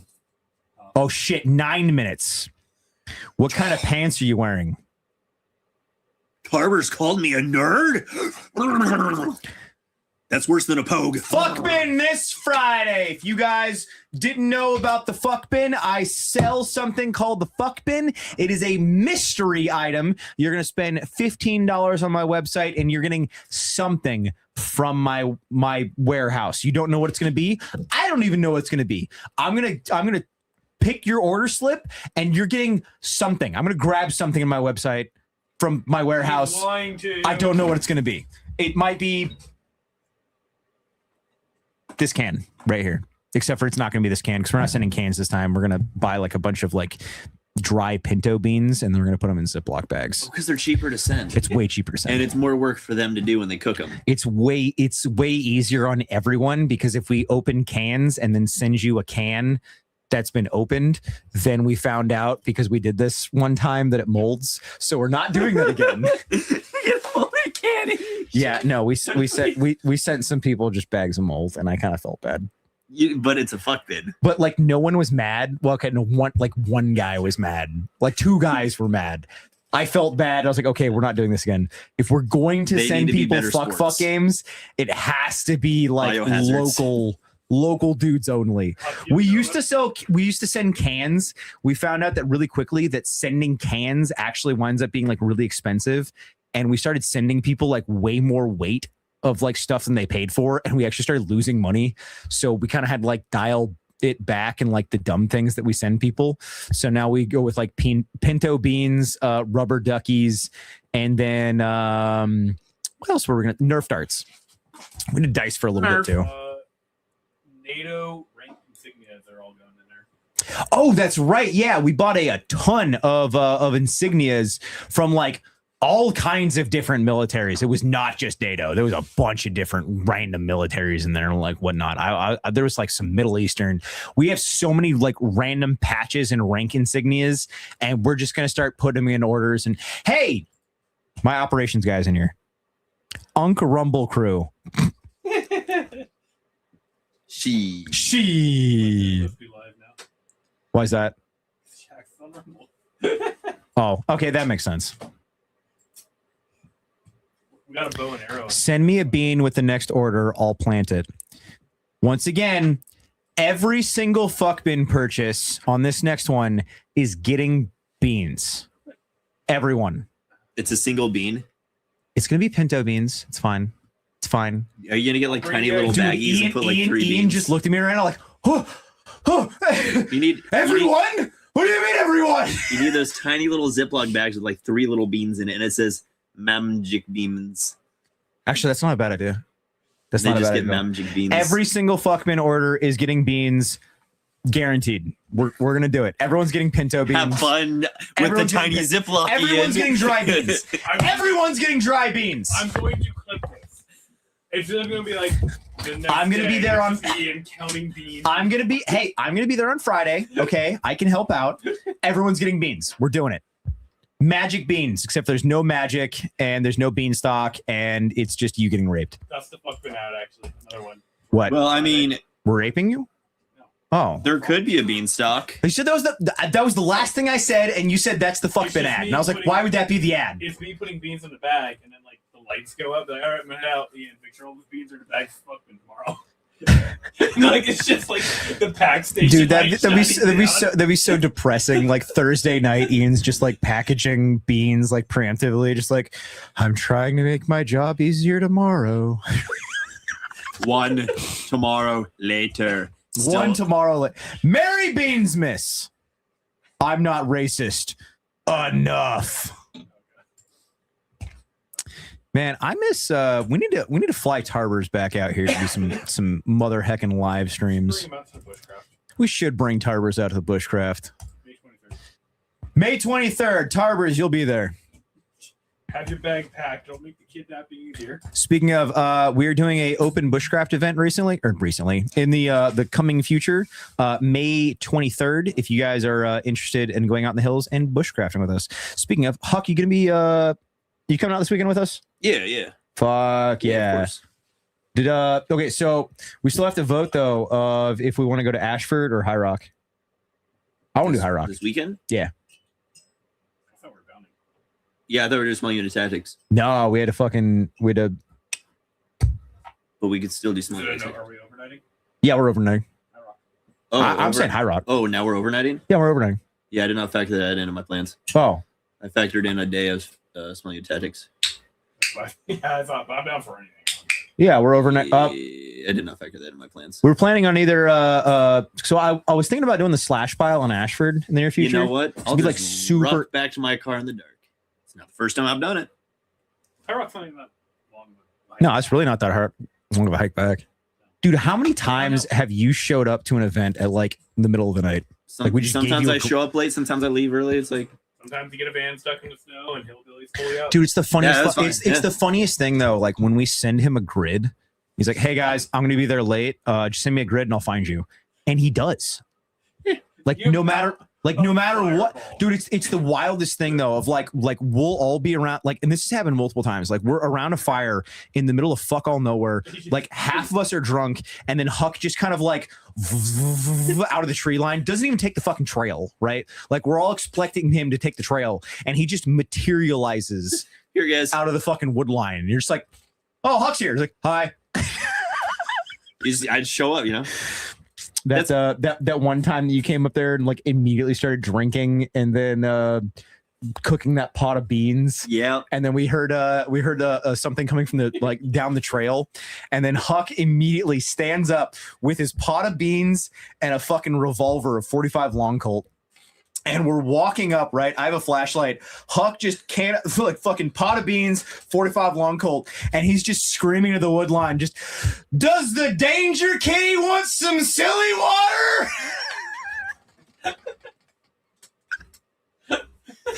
That is a memory that is just like locked in my head, man. All I remember is you looking over to me and you're like, "Did you just get online with a can of beans?"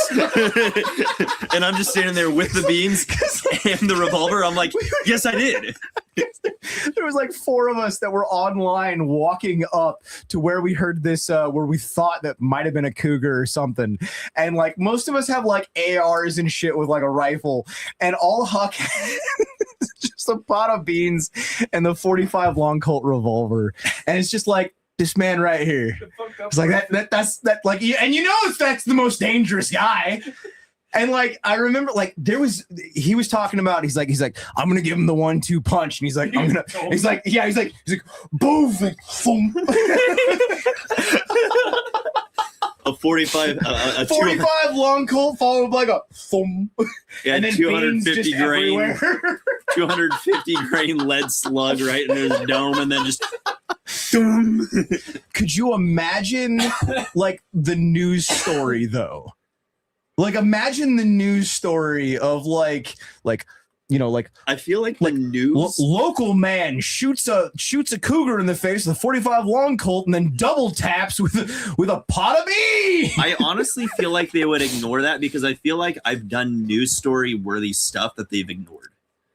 Can you imagine the noise in the middle of the night? Thump. Like Thump. like remember my van? Remember when we recovered the van when it got stolen? Somebody else did literally the same thing, and they got a whole news article and a news story.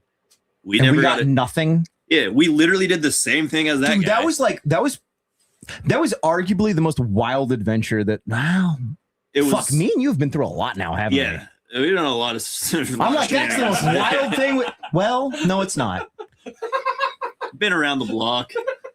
I think the most wild thing that we've done was probably getting shot at by that homeless tweaker. That was definitely a wild one. I think that was the most wild thing that the three of us have done together. Yeah, that was an interesting one. I kind of forgot about that. That was more recent. I think us getting shot at by that homeless dude was probably, well, I don't know if he's homeless, but us getting shot at by that tweaker, who's definitely a tweaker. I don't know if he's homeless, but us getting shot at by that tweaker is probably the craziest thing that we've done yet. That was one of those moments where like, this actually might turn dirty. I still and like you can feel it. Was like, fuck, I'll get the shovel. Yeah, dude, you can feel it. You could feel it. That's so wild. You're like, this is getting dirty. I love how like the thought that going through our heads though of like it wasn't like how do I survive this? It's like how do I get away with this? At no point was I scared that he was gonna kill me. I was literally just scared of like how am I gonna explain why I killed this tweaker?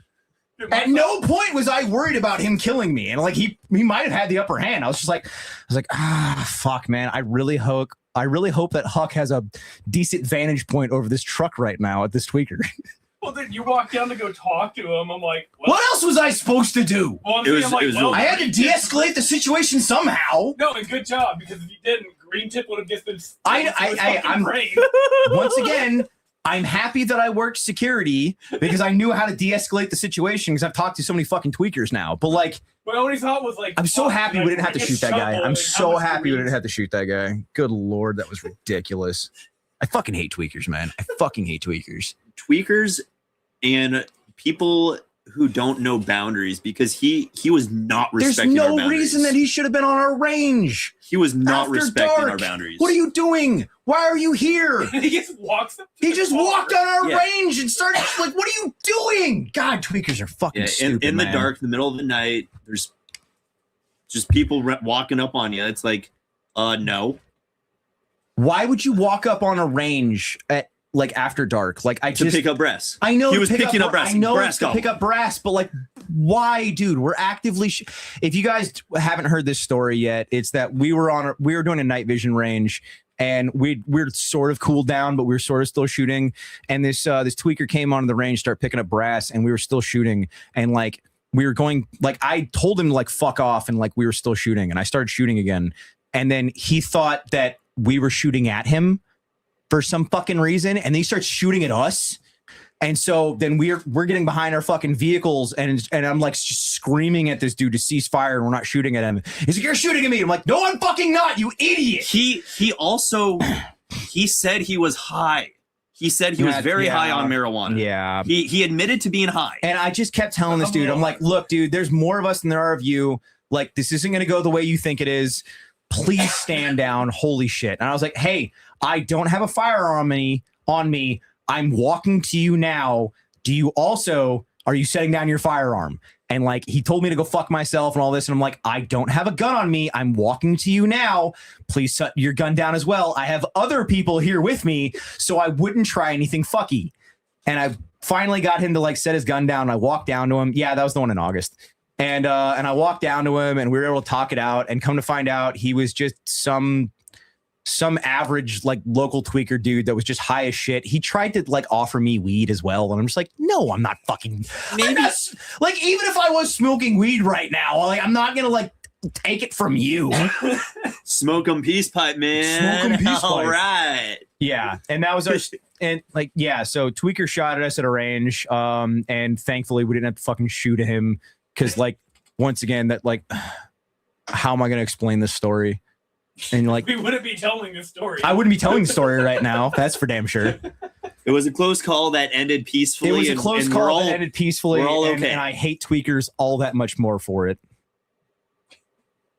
Yeah, I don't want fent weed. No, thank you. Yeah, I'm who, good. who knows what Thanks, the fuck's bud. in that? Yeah, I have no idea what's in that. I don't know. Didn't he dude. pull Like, it out of a Ziploc bag too? It wasn't even like a store bought. I don't even remember. I do not remember. I remember kind of getting a glimpse. I'm like, is that just a Ziploc bag? Which he was on a weed? motorcycle and he would not stop sifting through shit on his motorcycle, and I'm just like, Please stop. God, dude, fucking Tweakers. Okay, did we go over time? We did go over time.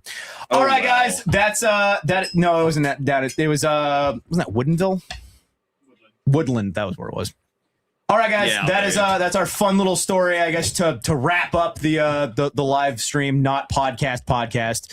So this is going to conclude our story for the evening. I hope you guys enjoyed this. So let's see.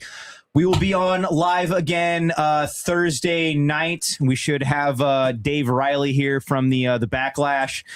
And that should be interesting. Sounds like them boys are going through some wild drama recently. So we'll be able to question that and, maybe get more on that. I don't know how much that's a hush, but we'll see how that all goes. It's been an interesting thing. And, I guess, unfortunately, we got Dave in the divorce. No, I'm kidding. I kid. We were talking about how mom and dad are getting divorced, and we got Dave in the divorce. Like, we got dad. But I kid. I still have no hate for Rebecca, no hate for Dave, no hate for any of them people. I like nothing but love. But all right, this is going to conclude today's episode. I hope you guys appreciated and enjoyed this. This has been a fun one for me. Buy military surplus. Go ahead and hit up the Patreon or not, whatever. And we will see you guys in the next one. Huck, do you have any parting words? As always, please drink water, read a book, preferably the Bible, lift heavy circle, train with your fellow man. And if anyone says, "Oh, you're LARPing," they're actually just gay. So, like, who cares? Just do what you need to do. Do what you need to do to start a tribe and start training. All right, and that's our peaceful words of don't listen to gay people. So appreciate you guys, and we will see you guys in the next one. That's what you said. Don't listen to gay people. That's what you said. And that's what I meant.